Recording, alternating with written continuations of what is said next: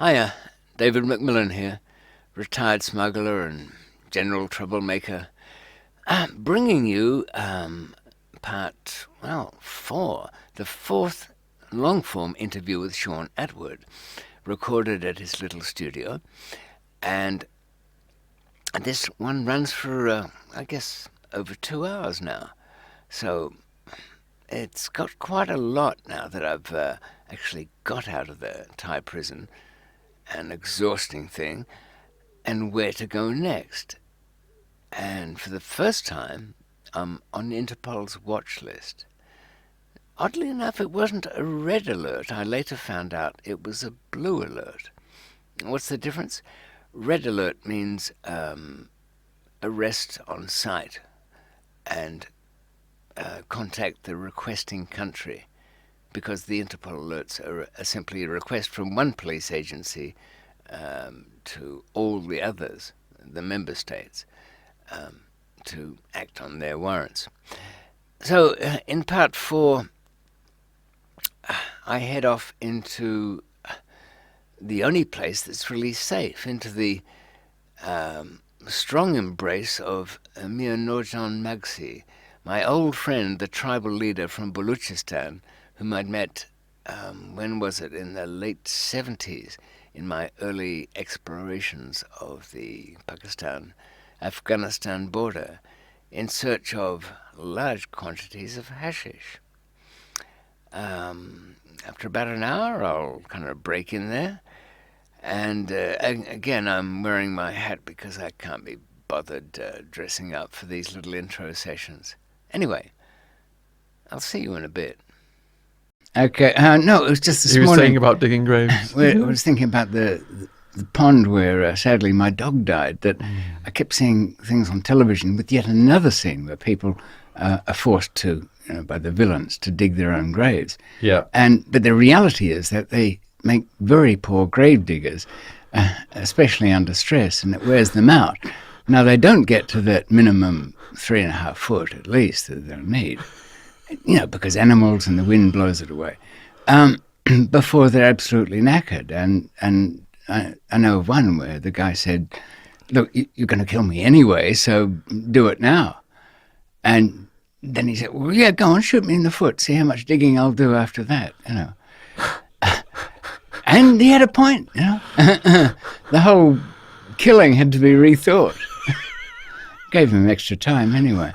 But it's a massive job digging your own grave, and, you wouldn't do it willingly. Yeah, two Tonys. In my book, The Mafia Philosopher, two Tonys. He was doing 141 years. He'd whacked a few people, and he gives all of his methods of corpse disposal and whacking people. Because he had a problem. He was in Alaska, and he was also in Arizona. So you got the extremes of heat and extremes of cold. So in Alaska, they were hoping that the bears would eat the corpse, and they threw it in a river and stuff. And the corpse just didn't. It froze, basically, so it was preserved, so the police ended up finding it. Yeah, climate makes a difference. Oh, a huge difference. But in Arizona, it will decompose fast because of the heat. But you got to bury it so deep, like you said, and sometimes they would put a dead dog on top of it. So if the cops brought out a cadaver dog, they think that it was just a dead dog, and they'd stop, but there was actually a corpse buried below it. Well, that's thoughtful. Yes. I feel sorry for the dog. The informer probably had it coming, but that dog did nothing, really. Hopefully it was just roadkill. The people who seem to know what they're doing, from my experience, are those that keep an eye on chrome plating outfits. They have huge acid tanks, and most of it goes into solution within 18 hours. Wow. So you've got to wear gloves, of course. Wow. And safety first. He was working for the Banana crime family, and they invested in funeral homes. Well, probably for good reason. Right, here we are again now. Part 4.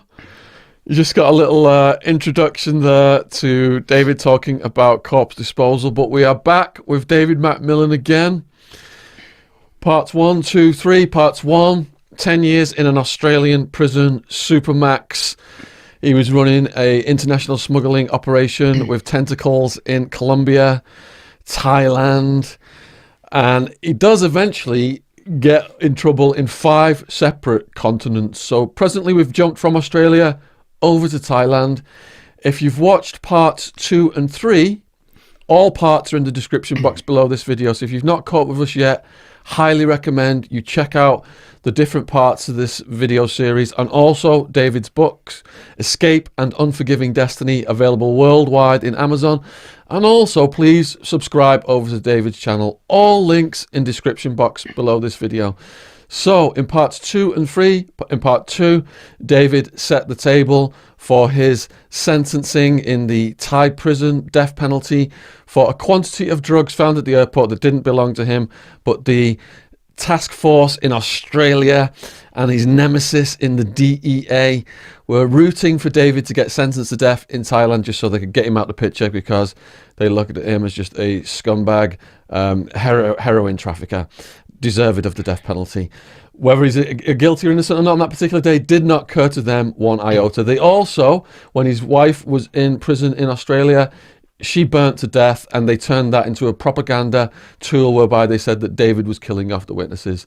Yeah, so who's the bigger criminal in some of these scenarios? That's for you to comment on and wonder about. In part 3, David ended up on the roof, where I've gone through all the multiple escape attempts now. The Swede has helped him get out. He's left behind his height challenged butler, and didn't say midget. And No, I was waiting for that, but little Jet, he was all dressed to come out. He wanted to come. He really wanted to join me on the plank of freedom, but he would have slowed me down, and you'll know why soon. But that's where we left it, Shaun, wasn't it? That's where we left it. And David is so polite. He's almost got 100% approval rating on all of his videos right now. But we want some trolls to come out of the woodwork, because all the videos that have gone viral so far, trolls have come into them first. It's like the harbinger of virality is for you trolls to get out. So please come out and launch attacks on myself. I love getting attacked on YouTube, and perhaps David would be amenable to that. Of course, think of all the terrible things that I'm just not willing to admit to. I mean, this stuff... Where are the trolls? I must offend somebody if I try hard enough. So I'll hand it over to you. Yeah, Does anything you'd like to fill in there? Not other than just the overarching theme, which is as much levity as we inject into this. The fact is, after every success, there's a tremendous downfall. And I've had the decade in very bad prisons in Australia and been arrested despite massive precautions. My trial's coming to an end. It looks like I'm going to be one of the few Westerners executed in Thailand, which is by machine gun, by the way, at that time. Lethal injection didn't come in until later. Do you have to face the guy? Yes, leaning back on a plank of wood. You're leaning back on a plank of wood, and they just machine gun you. The ankle chains are still on there, hands tied behind the back. Ankle chains, hands tied behind the back. You The only- got your chest as a good... Yes. And on the wall is a machete, which is waiting to cut your ankles off, because they want their chains back. And because they've been welded on, that's the easiest way to get them off. Won't be needing those ankles for anything. Is it one machine gun, or is it firing squad? One machine gun welded to a bench in front of you with 3 bits of string attached to the trigger. 3 officers hold a string each, and I guess at the count of 3 or something, tug at it, so none of them have to live with the burden of I killed this man. So in the Eastern philosophy, I suppose it's absolution, isn't it? I didn't kill him. So that is on the horizon, or a very slow version of exactly the same thing spread over 20 years on death row in Bangkok.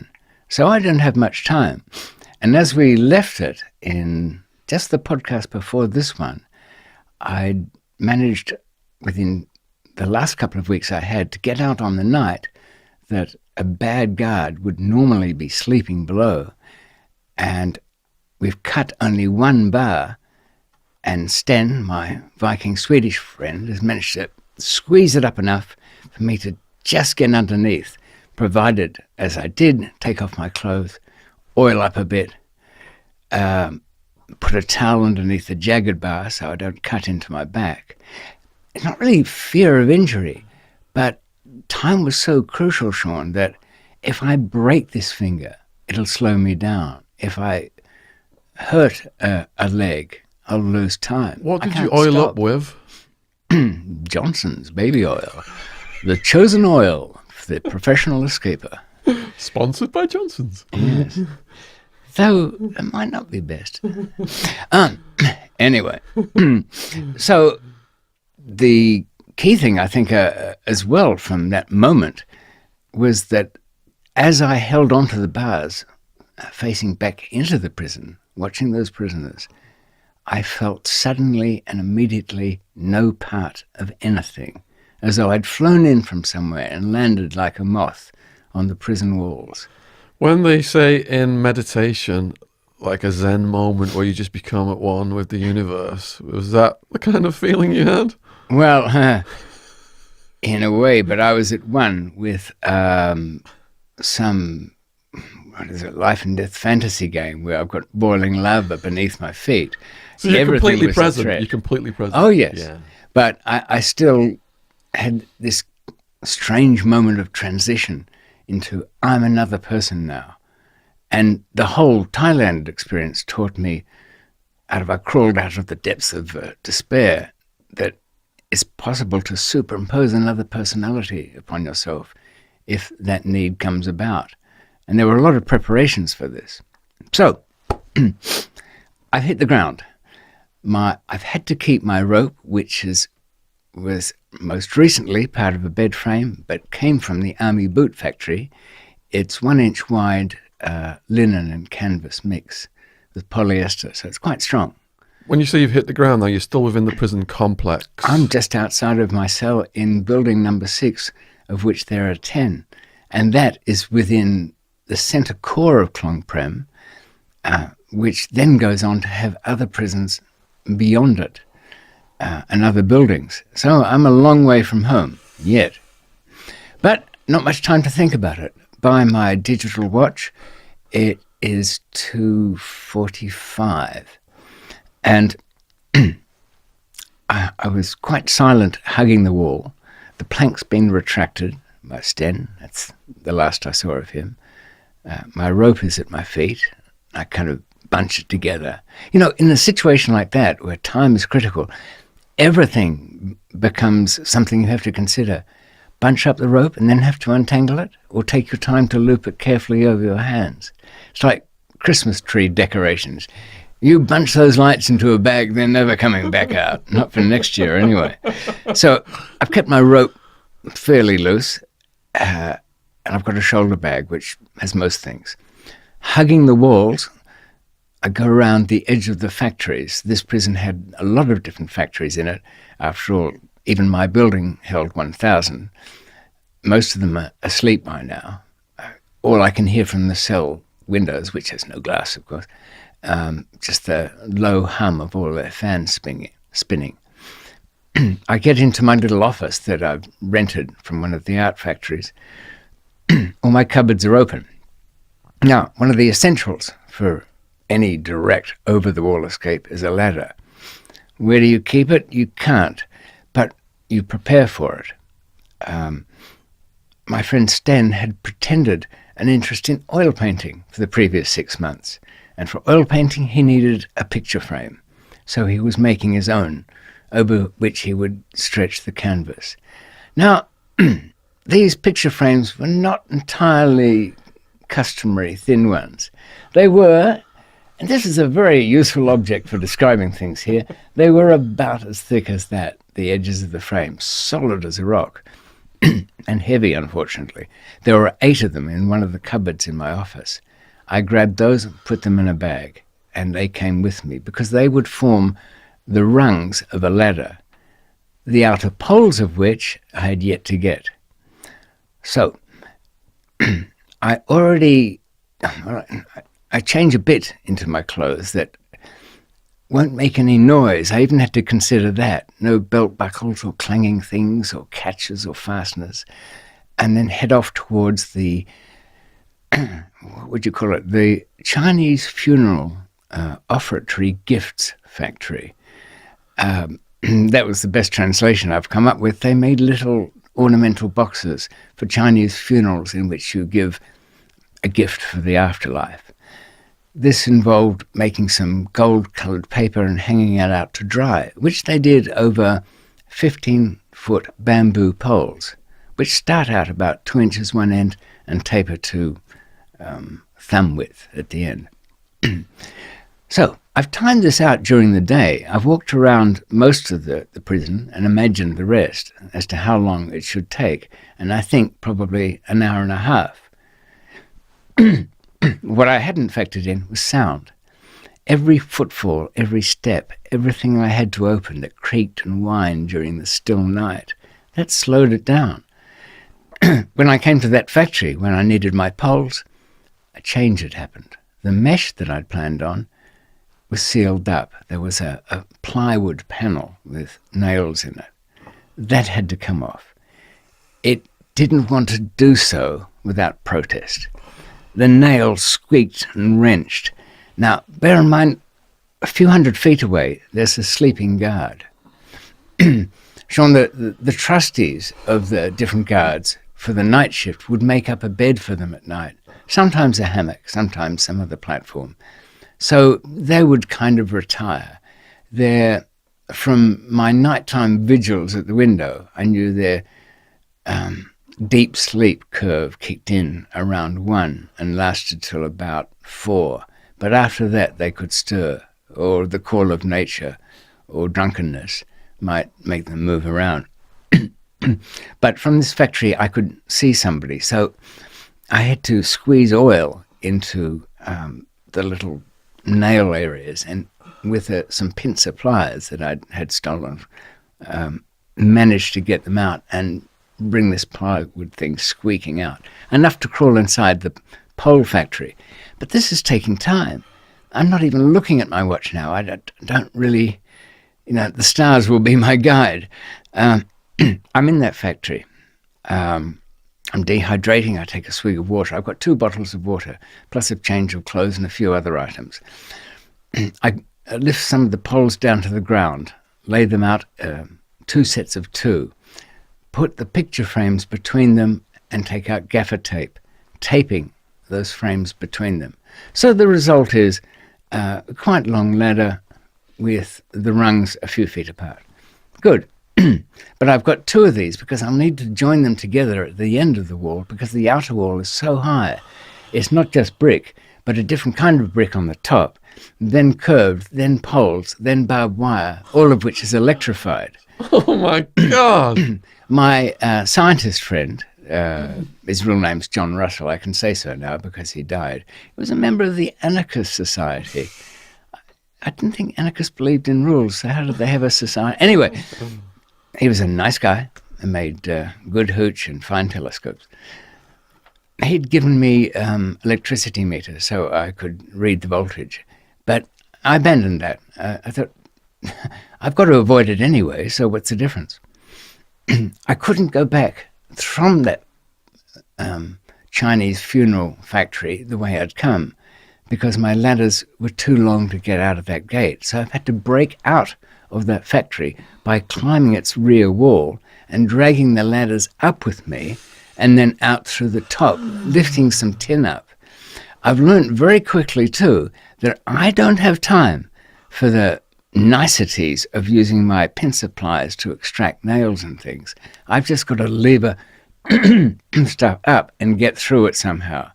And I'm willing to accept things poking into me and a certain amount of damage. No, I don't want a lot of blood spoiling my clothes. You can't look too battered if you're trying to check in on a flight, which was my dream for later on. But the back of that factory led into the auto repair shop. I went that direction because I could make a little more noise. It was so distant from anywhere else. So I've dragged one ladder through, dropped that down, hauled the other ladder up, poked that through, carried it down to the second one, taken both of those, and my bag over my shoulder and the 2 heavy ladders, and gone down to the end of that factory, out and under the gate. Climbing it would have been noisy and taken too long. Past the wash tank and the toilets, there is my first internal wall. That's got rolls of barbed wire on the top. Initial plan, use the ladder, go up the top, cut it open, climb through. Time against me. Can't do it. So, what to do? I taped the 2 ladders together as one, propped it over the wall. Little David's running up one side and allowing his weight to tilt the other one up. So that's suppressing the wire. It's just pushing down onto that coil of wire. I had a way of getting that wire out of the way because I had a 5th bamboo pole, which onto which I had an S-hook. I kept that for years, that S-hook. I just knew it would be useful for something. And that was gaffer taped to the end of the pole, so I could hook the rolls of the bamboo, pull them down, anchor that bamboo pole to the inside of where I was, and then I had a clear wall to put my 2 ladders so they wouldn't tangle or get caught. But that was a one-off. I'm out of poles after I've done that one. But I get to the other side, I haul myself over. I'm in building 5, which is not too big. It's pretty good. I pick up my long ladder and head for where I think I'm going. Bear in mind, I'm not really sure. I know that if I keep going for long enough, I'll hit an outer wall. But I don't know how many inner walls I've got to go through. Now, at this point, I had to go past some factories where I knew one of the guards slept nearby. I put down, as part of a routine check, I put down this long ladder, had a look around. Nothing much doing, but wait a minute, no there wasn't. There was a guard in his flip-flops, beer belly hanging over his belt, scratching his dirty white vest, wandering about the place. Now, I had in my bag one other thing I haven't mentioned. When produced, this looked entirely like a 45 automatic with a big fat silencer on the end. And this was the key to it, a laser sight on the top. I kept it lowered at my side with the sight there and followed the guard, but he went to the water tank, splashed himself, and went back his other direction. So that was okay. Now, as you're guessing from my description, this is not real. The laser sight is a laser pointer pen that I filched off one of the embassy visitors in some moment when she had her back turned. You never know. Things come in handy. I think the fat silencer was a shampoo bottle and the rest of it was balsa wood. And anyway, if somebody's got a red dot pointed at them and something that looks like a silencer at the end of a gun, they don't go into the details of what the rest of it looks like in the night. And the reason it was a fake was because there'd been some months when the question of would a gun be useful? And I worked out that it wasn't any use whatsoever. This is, I think, lesson 3 in the uselessness of guns. And this is the reason. If I had cable ties with me, as I think I've mentioned, if I rounded a corner and unexpectedly bumped into a guard, he'd be as surprised as I would be. But at least I would know what I was doing, and if he didn't know what he was doing. So I'd have that jump on him in the sense that he wouldn't know what was going on. So I could overpower him quite quickly by that element of surprise and then tape him up, use the cable ties. So no gun needed. If I see one at a far enough distance, then I just retreat to the shadows. No gun needed again. If the only reason I had my fake one made up the way it was if there was an in-between stage. Guard rounds the corner, has his radio, but I'm not close enough to get to him without him triggering the alarm. And he could run back the other way. But I've got to immobilize him and keep him out of the equation. That's where the laser sight comes into effect. A real gun would be so useless. Look, guns with silencers are not that quiet. Very hard to get subsonic ammunition at your local store, which you need to stop that clap that you get with when it breaks the sound barrier. Always useful to know. The other thing too is I'm not a very good shot, and if people refuse to die quietly most of the time, except with a low moan when convenient, but if he was shot and on the floor, then I'd have to run up and deal with the same problem. On top of that, I would become not just a person escaping from jail, I would become a murderer of a Thai official, changing the equation quite a lot. Getting cooperation from people whose memories were a bit vague. There's something that keys the public memorability of people who are labelled killer with a gun.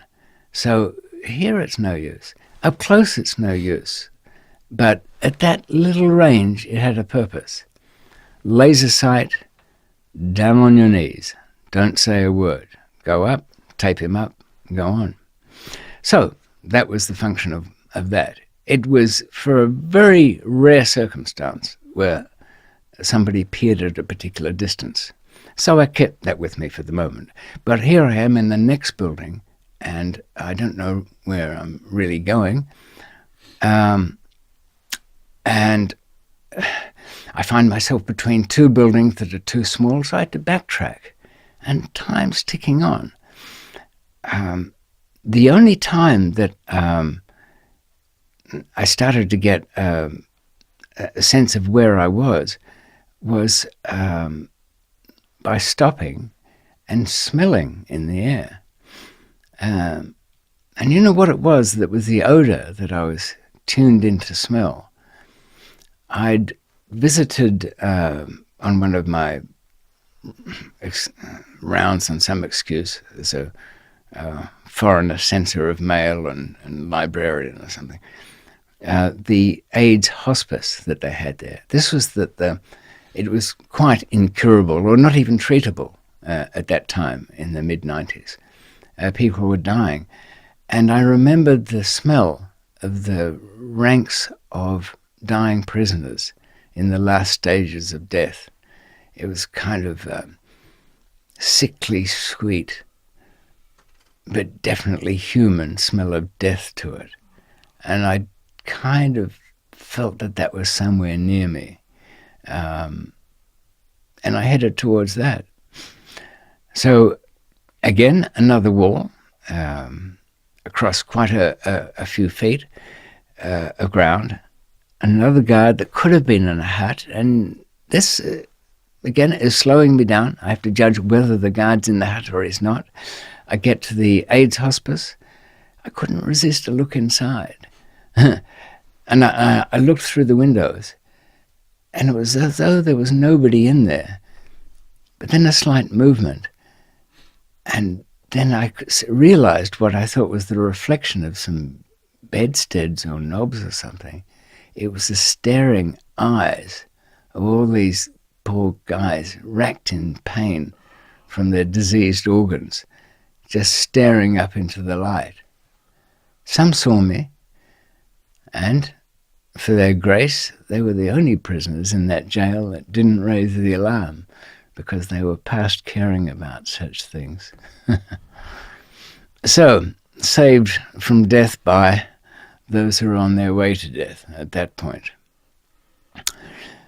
Things are going okay, except for the time, but then I hit some real obstacles. I had in front of me a complete barbed wire fence, top to bottom, and the way over it was just too noisy. So what could I do? I had to dig under it. And that's slow going. I wasn't really equipped for digging, but I scrabbled away, not wanting to damage my hands, and used, I think I had some silly kind of spoon just for the metal of it. But I got enough underneath there so that I could get myself under it and then just inch the long ladder through it. But it's slow, so slow. Lifting it up a few inches, let it rest. Lift it. If I drag it too quickly, it'll catch on it.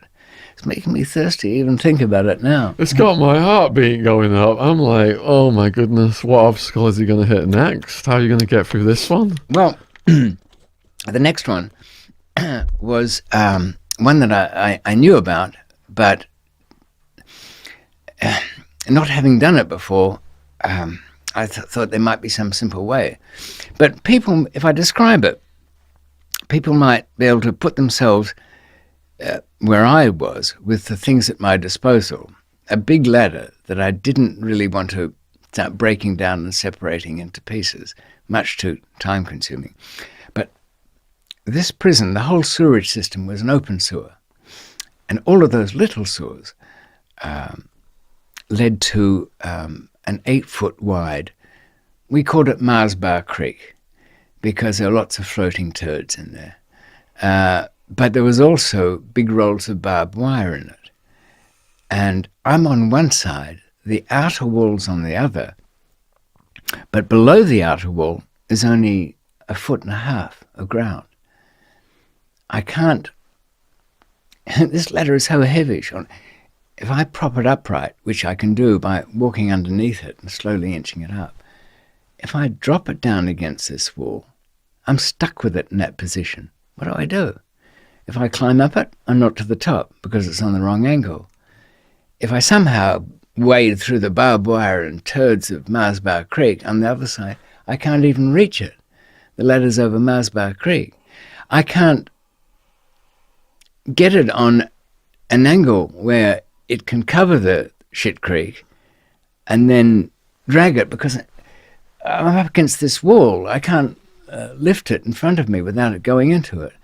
So I had to find a solution.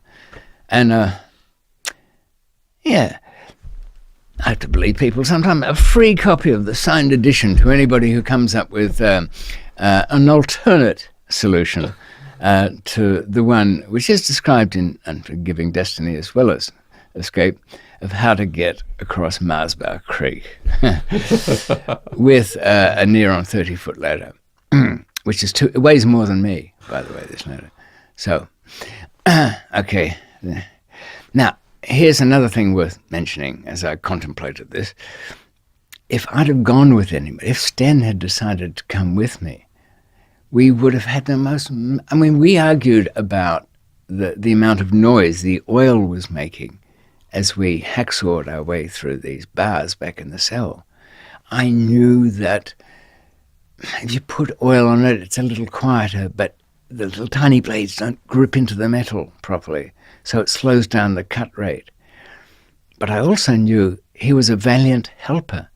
I don't want to get into a personal argument with him, when the first bar's cut and there's no going back. He was even saying, leave it till the next day, we'll come back and cut some more. I looked at Mirage in the corner, and he looked back at me. This is the guy that I'd said, one word out of you and you're finished. And he was going, it's okay with me, yeah? Take a week, yeah, it's fine. He's probably thinking, I'll move cells or something the next day and let him get on with it. Like hell he would, he'd rat me out in a minute. Poor guy was doing 19 years for as a people smuggler, but he didn't have boatloads of people. He was just giving phony documents. Anyway, I don't want to diverge into whether the country should be real or not, but I'm still stuck on the wrong side of Mars Bar Creek. The solution to it, which luckily I didn't have anybody to argue with about, was to break off about 6 inches of the narrow point of my bamboo ladder. Lay the ladder in a gap over the barbed wire in the creek, but on a side angle. But remember, I can't haul it over there normally So I walk across it to the wall. I've got one end of the ladder that side. I hammer the little bit of bamboo into the ground, and then with rope and tape secure it to one end of that ladder. Then run back across the thing, attach rope to the other side of it, so that then it can sort of be moved. But I've got to do it in a kind of peculiar way with the half of the bamboo pole that I spoke of earlier that I was using to pull down the walls. So I'm flat up against the wall, my ladder's on an angle. I've pushed it under the rope attached to the far side of it and start levering it up slowly. So it gets about 6 foot high up enough so that it kind of swings freely. But I've got to be slow and careful because I don't want it splattered and tangled in the barbed wire of Shit Creek. And the other end, it's allowing me to pivot this because the other end's also secured but into the ground with tape. I don't know where this idea came from, but it was there and it was working. So I ended up then with the whole ladder on the side of the wall. At this point, there's the most subtle glow in the air of dawn coming sometime. I sort of half looked at my watch and it said 5 something, so that's not good. And I still haven't got over the outer wall, and there's a 30-foot moat to swim across into what I always knew was the personal residences of the guards who worked in the place. Problem.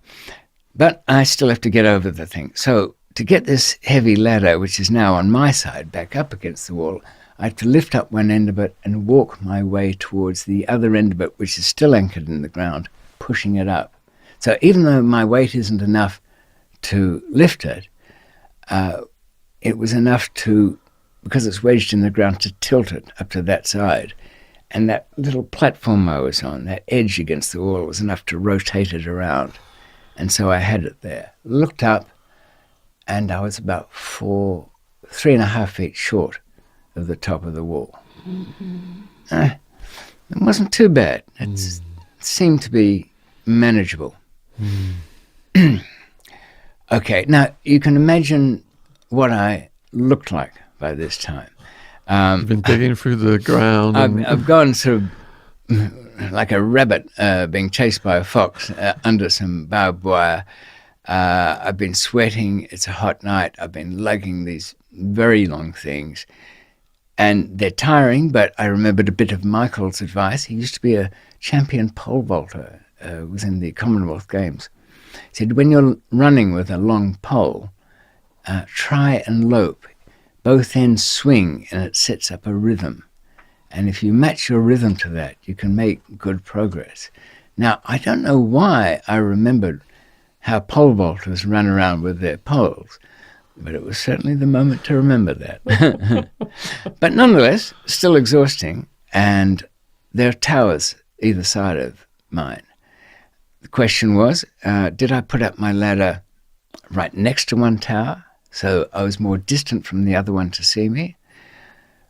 But would that be making a noise under the guard in that tower and coming up right next to him, which he would have had the advantage because, of course, whatever takes place between us then, he's got the option of just pushing my ladder away, hasn't he? And that's not going to end well. I would have cleared Mars Bar Creek, but been embedded in the other side. So, what would have you picked, by the way, Shaun, at that moment? What would I have picked? I don't think I would have even got to where you would have got. I would have been busted. It's like, I don't believe in God, but hearing all these details you're giving me, the improbability of this, it's like someone must have been looking after you. I think so. I mean, remember, I really didn't know where I was. Yeah. And before the age of Google Earth, nobody could even tell me. Yeah. Big, they'd say. I walked 500 feet and it was still more wall. From the bus coming back from court, it just never seemed to end. It's maze-like anyway. As it turns out, where I thought I wasn't. I wasn't on the back wall at all. I was on the side wall. But I didn't know that until I chose my moment, which is like now, because every moment to choose is now, when it's coming up to dawn. Looked at the state of myself. I couldn't use any of the water from Shit Creek. I drank out of the 2 1.5 litre bottles. One had been guzzled right through. Didn't need a pee, by the way. Evaporated, burnt up. Used a precious 2/3 of the remainder to clean myself up a bit, and took out my treasured khaki long pants.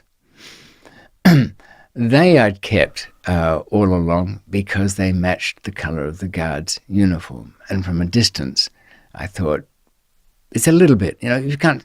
They know prisoners don't wear long trousers. There's a long-trousered person. And I've got a white face as well, even though I've tanned myself up as well as I could. So I've changed into clothes that I think, well, I'll have to put them back into the plastic bag, swim across the moat, and then deal with what I find over there. Get to the top of the ladder, lift myself just up over, and another beautiful sight in a way. It was a fresh smell too. It seemed to be different. Luscious traffic fumes. Yes. Beautiful traffic. Smell of cars, freedom. people, all of that kind of thing. Yeah. Not a lot of time to enjoy it because that glow was fast turning into the tip of a shining sun. And my watch was telling me I've got 16 minutes before the official time of the guards arriving for work would be. Not good. Oh, and by the way, you're in the wrong place, David. You're just on the side, about 300 feet from the main entrance wall, the front wall of the prison. Okay. Oh, and there's an electric fence in front of me, barbed wire topped. We all concluded, John Russell did as well, that this would not have had a step-up transformer on it. Sure, a couple of people have been tingled and they lost their balance and fell off. But we figured it at 240. Not that you can't hold on to 240, but it's not sparky. If you've got a transformer on it that puts it up to low voltage, high amperage, then that's the thing that is really the shocking part of it. Cattle fences have the same thing. They're usually only on a few volts, but they're very high amps. Okay, so I get up to the top of that. There's a steel pole on the top of the wall, some insulators, some of them broken, the electric wire there. I've got some rubber padding mat, but I'm too short to flop it over the top. So, abandoned. And even though I put on fresh clothes, I'm starting to sweat into these. I know that can't be good. There's salt in your sweat. But I've had no choice. I had to get on the tip of the ladder, hold on to the metal pole that held the electric wires, and then lift myself up, keeping hugged in. I've been working out a bit, but just, not putting on weight, so I didn't weigh too much for this, and did manage to get to the top insulator and grip it from the bottom, and then just get my foot in under the first wire. But it is again slowing me down. But here I had no choice. I had to take it in slow motion moves. Every place I put my hand was where I intended to put it, where my foot went, so on. So I could lift myself up, not swinging, because you're bound to go into it, and put one leg over it. If they'd made it another foot higher, this wouldn't have worked. But I could just angle myself around, and I felt through these khaki pants as my sweat was building up. The electricity was fringing on surface static, and it was a little tickle. And I think I can understand how those of a nervous disposition would react to it. But I know, don't react to it. Get to the top, do my swivel, get my second leg over. Good, except I'm still high in the air and no ladder. How much of the army boot webbing have I got left? Almost enough. I tie it to the top of it. I think... I know what I did. Yes, my hands were kind of... when you burn yourself from rope burns, it takes off those layers, and what's left is a kind of shiny subcutaneous layer, and that weeps a bit. I didn't want to add to that because I didn't want to be handing over a passport later with a dripping hand. Spoils the casual tourist effect. Purpose of visit? I was arm wrestling. I mean, I couldn't think of how that would go. So I used my entire little travel carry bag to hold on to this webbing, and then just slid to the ground on the other side, then looked before me at this 30 foot of inner moat. Looked at my watch, could hear the traffic of guards arriving for work, imagined the trustees coming to my cell door, doing their first initial count because they get let out early. Go straight through the front. Now, what was at the front of the prison was a whole cottage industry of shops where they had carvings and decorative bits of crap. They sold some of the things from within the prison bakery, all of that. So they're usually connected with the officers in some way. I've got to walk up through there without anybody recognizing me as a foreigner who's got no purpose of being here, or, of course, a prisoner. But I had one very fine stage prop to hand that I had thought in advance of such a situation, not quite walking through the front. It was an umbrella, a pop-up black umbrella, quite small, but enough to cover my head, and there was the lightest of pitter-patter rain. A nice downpour would have suited me fine, but then again, if that had been happening, me and the electric fence would have got on so well. So this was the right balance, God. Yeah, you've chosen well, I almost said for once, but no time to get into an argument with the Almighty over religion. So that meant I didn't have to swim across the moat. That meant I didn't have to dress and undress and secure my clothes in a plastic bag. I popped the umbrella up and walked under the guard towers. As I approached the first one, I could see he had to kind of wake up because everybody's coming to work now. He's got to look like he's at his job. And he's kind of got curious, but I can't really look up completely, can I? Because my white face will be shown. Oh, my God. I'm heading towards the front, but as luck would have it, some of the guards are arriving late for work, sometimes bypassed if they lived at the back by coming around the side of the prison along the very narrow footpath that heads towards the front of that prison. So I guess he looked down and saw khaki pants, somebody with an umbrella heading towards the front gate, and that assuaged any doubts he might have. After all, do prisoners carry umbrellas in case they get a bit wet?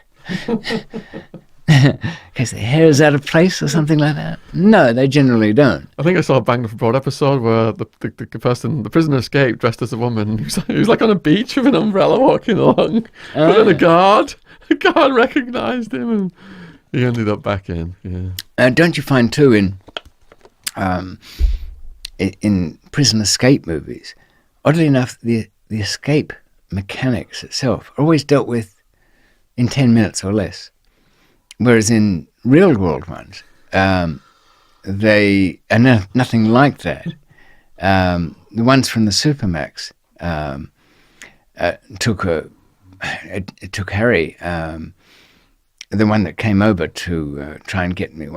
He was assessing whether I could be broken out from the courtroom. He was in the Supermax with me. That's where I'd met him in Australia, and he'd escaped from there, or tried to, almost made it. But he was cutting bolts through on sliding doors. His hands were bleeding. His hacksaws were breaking. He'd got into a kind of day room, and there was a fridge there that they had, fridge and freezer for prisoners. And he'd found somebody had orange in theirs, and he said, I sucked that orange juice out, and it just was enough energy to keep going through the next bit of cutting. I'd helped Harry a bit in that. We had to trigger an alarm in the day room opposite so that they'd dismiss it as being faulty, not the one that he was going through. So a useful tip, everybody. If you haven't got many resources, but you need to time something to happen at a special time, you could do what I did back then, which was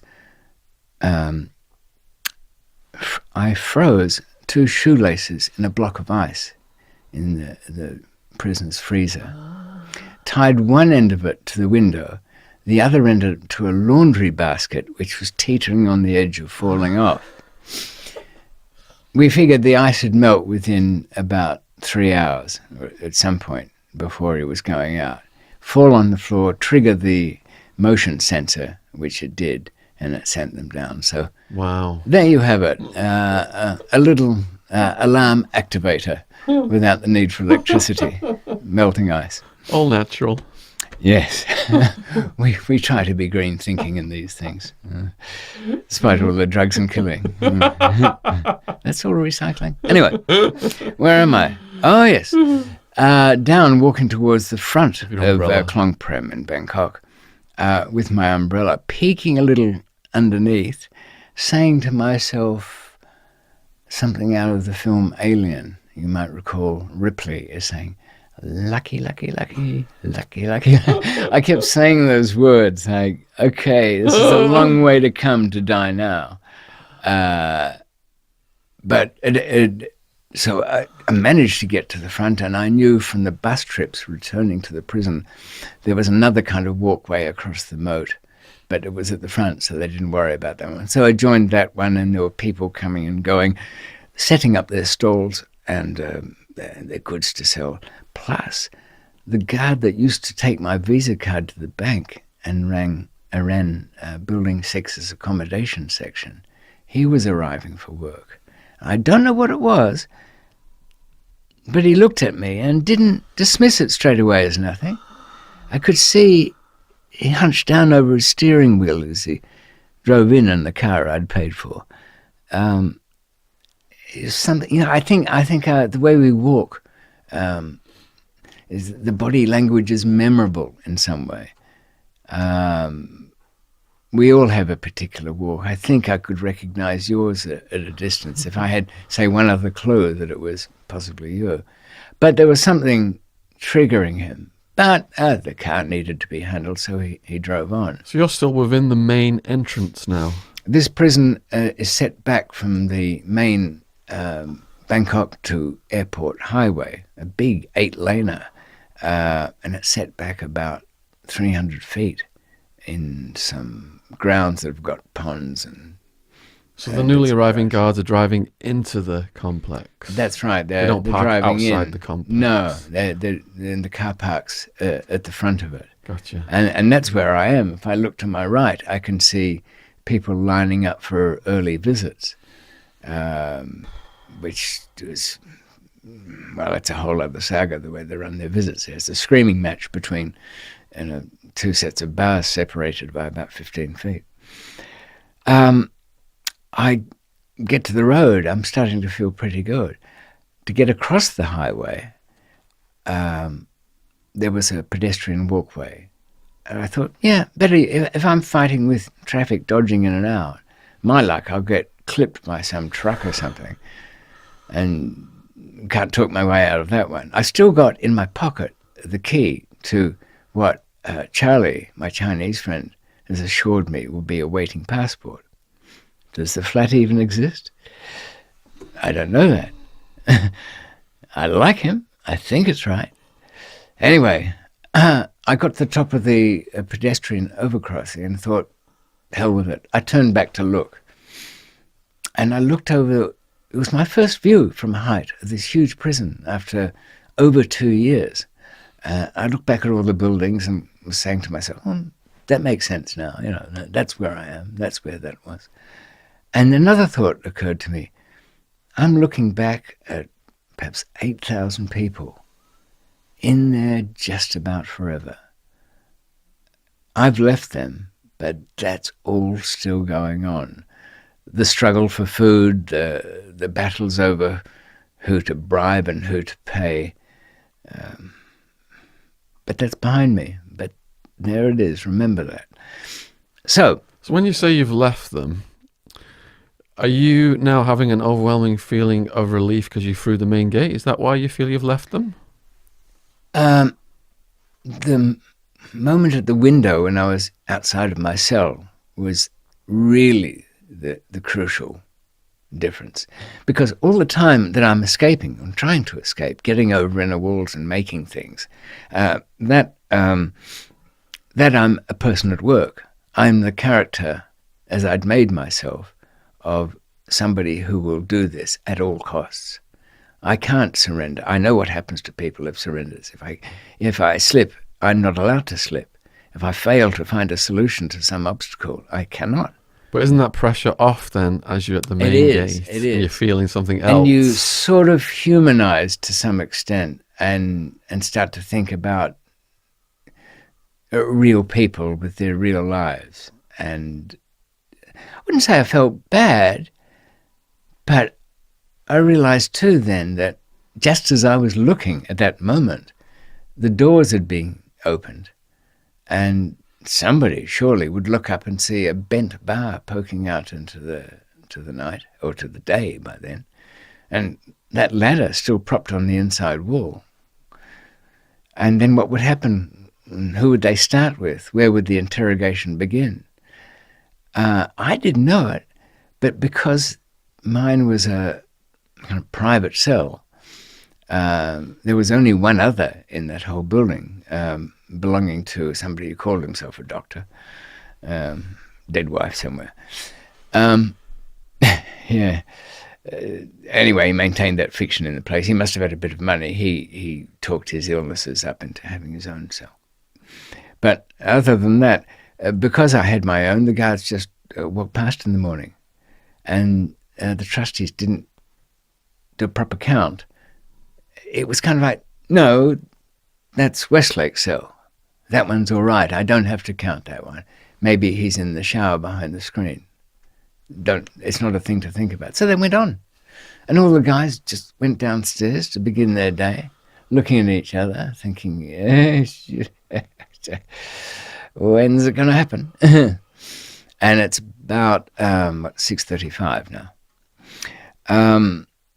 I finished fooling around on top of the walkway and went back down to the other side of the road, and thought, well, off to the apartment, see what's really there. I got into one taxi, went to a nearby address just to kill that off, walked around, found another one, and then went to the apartment. Point being that I didn't want to get that apartment into trouble later on. If some taxi driver said, well, I took him there, then they, by elimination, break down who lived there and who might have been helpful. And it's very easy to get people into serious trouble anywhere, but particularly there. So the second taxi took me to that address, with which I was unfamiliar, but I found the right door number, and cracked open the key tag that contained the key. And remember, I put it in that tag in case I was caught trying to escape, and I didn't want to have to explain away that key, what it belonged to. There was actually somebody in the place. Charlie had thought it was so unlikely that this had ever happened. He'd let a guy who was working in Bangkok for a few weeks use the apartment. So I hit the chain and he let me in. Oh, hello. Oh, yeah, Charlie said you get bail. Yeah, exactly. Just now, 6 o'clock in the morning. Gee, I feel a sudden, can I use your toilet? On my way in there, I'm thinking, wait a minute, Charlie's letting somebody live here. But I really think that behind some mirror in the toilet is it, and Charlie had been begging me not to make this escape. He said, your chances are so small. They like to talk in percentages in Asia. 4 or 5%, And And even that was, bigging it up. And he was around when some guys had their prison van hijacked on the way to court and broke out with armed motorcycle riders and took off. You know how they got that lot? When the van was stopped by the armed men and the back of the van, which was on its way to court, was opened, that guard stuck up and had his gun taken. The guys came out who were escaping. One of them changed his mind in that van. He went, and the other guys looked at him, went like that, your choice, and they left. But what did they leave? They left a human being with knowledge of their plans, stuck on a prison van. Yeah, they should have forced him along, shouldn't they? At least got him out of the way one way or another. So, yeah, of course, when that prison van got back to where it was going, the guards would have gone into the van and said, anybody know who else was involved in it? And a sea of fingers would have all pointed to this guy. And he was questioned robustly, and eventually gave the address. I mean, as if you'd stick to that, having left a weak point in that. But isn't this the part in all the movies where you're sitting at home or in an audience saying, don't do it, you idiot. You're leaving a clue, a weak point. And weak it was because the police handed it on to a commando unit of the Thai army who said, that's the address. How many of them? Oh, they got guns, have they? Huh. Well, bad luck for them. They went in and apparently the locals made a killing in brass, scrap metal. There were that many spent shells lying around and bobbing down the stairs of the place. They just, nothing left of the people who'd escaped. So Charlie knows this, and he's the one I've been trying to convince to leave this thing. So I've locked the toilet door, started to slide my hand up behind the thing. Nothing.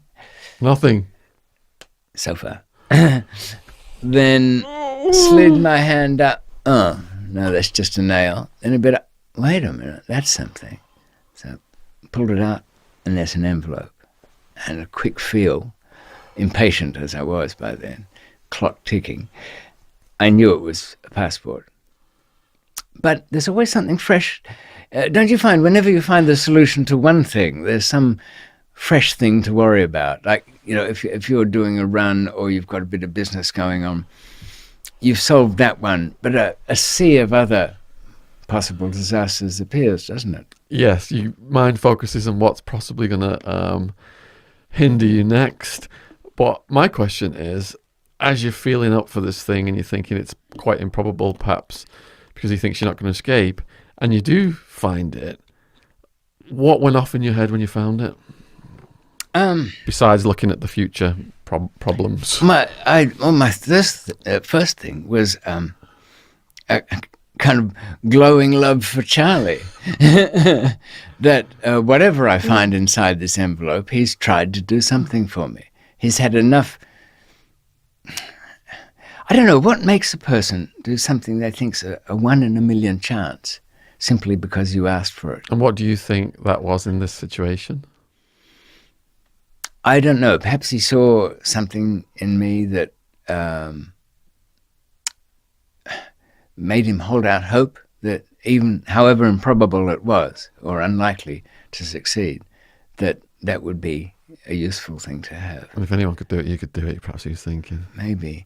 Or possibly he was just thinking, he's asked me to do it, I'll get it.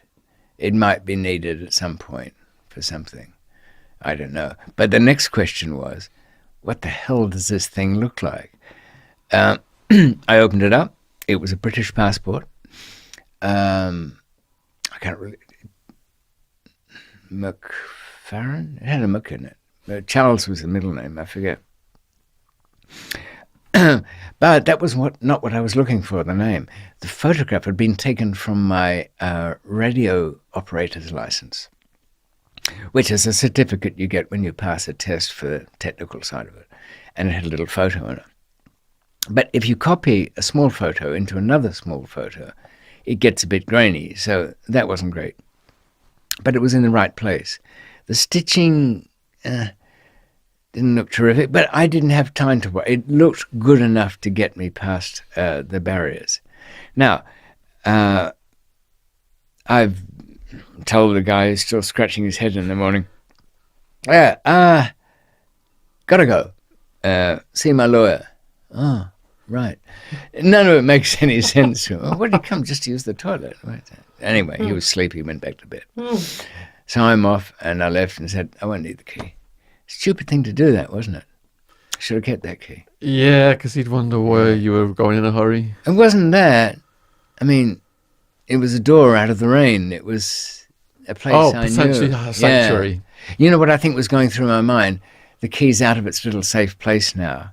If I'm carrying it, it's still the same problem. Explain this key. You're putting it behind you. And I didn't want to have to explain that. Yeah.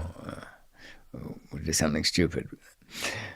So anyway, be that as it may, I was in a hurry to get to the airport. Now, at the airport, of course, I don't have any a suitcase. I don't have any tickets. I have nothing. I've given all my money away to the guys back in there to protect themselves, the ones left in the cell. So I've got 2 ATM cards. When my friendly officer who got my cash for me for 10% from the ATMs, he'd always give me that card back. So I had that one. And I had another one as a kind of backup one.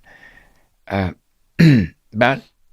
that wasn't an awful lot. I mean, I could... neither of them, by the way, matched the name in the passport. So I can't use them for travel or to pay for tickets. I've got to get cash out of the machine. As I'm arriving at the airport, time-wise, back at the prison, the discovery's been made. Mirage has let it be known. It wasn't me straight away. He didn't want to be questioned later on and say, well, why didn't you come to us straight away? I think, he said, oh, the big white one threatened to kill me, I don't know whether he did or not, but beside the point, it probably made things worse for Stan, a little. So they don't believe it. They go look at the cell. Yeah, then look around, and somebody reports in, oh, the workmen have left their ladder on the outside wall, on the inside part of the outside wall. And then it all falls together. The screws in there panic. Their livelihoods are under threat. Their commissions, their factories, their network, their little empire, their safety. So a bunch of them jump into a car and start heading for the airport. They didn't even tell the police. They didn't want anybody. They thought if we're really lucky, and he is going for the airport, then, and we get him back and nobody's the wiser. What we do to him once we've got him, that's another matter, but still. The Israelis. Yes. So, clearly I've got to the airport before them, and it's a big airport, biggish. The old Don Muang airport, not like the new one. I'm not calling anybody by phone this time because, well, that got me in there in the first place. Not going to say goodbye to Tommy. No, not even to say anything. Well, not to a soul. I haven't got time anyway. I arrive at the airport. A friend of mine had made some preparations there by leaving some carry-on luggage, that sized bag, with a toiletry kit in it and a couple of changes of clothes, socks and underwear. He'd left that in the long-term left luggage depository. You could leave things there for 3 to 6 months, I think.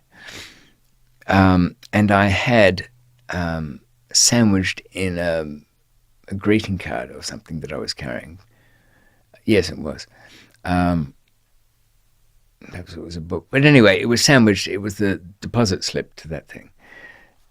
So, but before I did that, I'd need to get some money and trying to get out of Bangkok before the next things happen.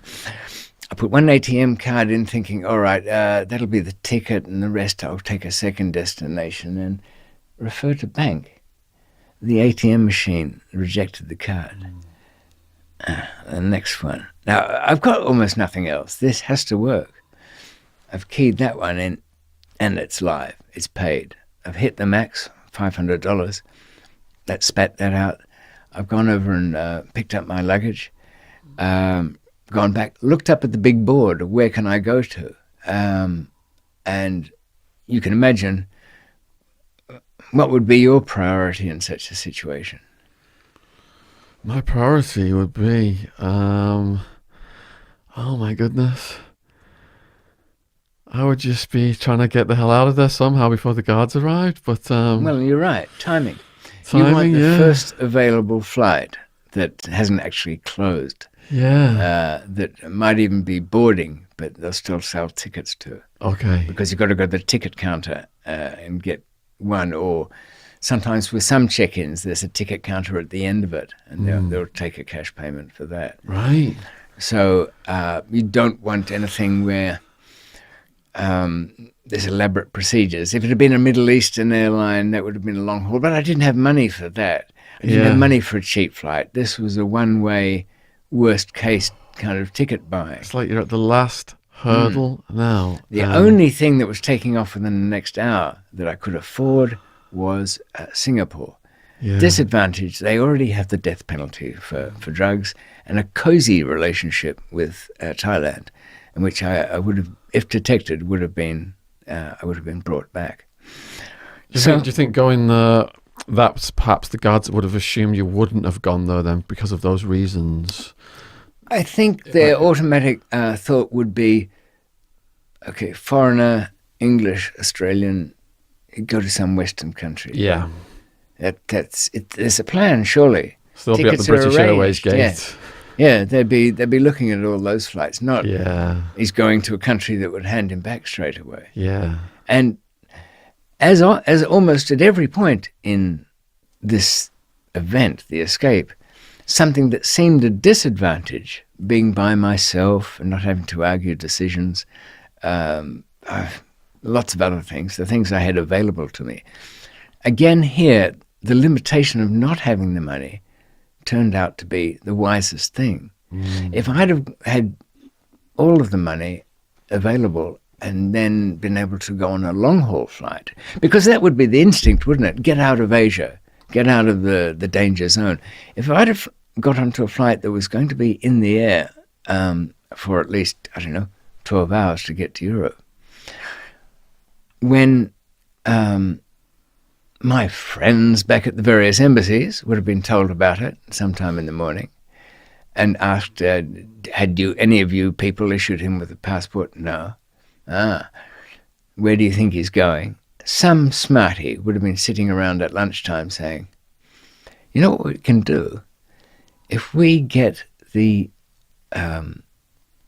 passenger list for all the departing aircraft this morning from 9:30 onwards, or from the beginning, from 6 o'clock, and then we divide up the nationalities of those passengers and ask each of our embassy colleagues from those nationalities to run that passport number under lost or stolen passports.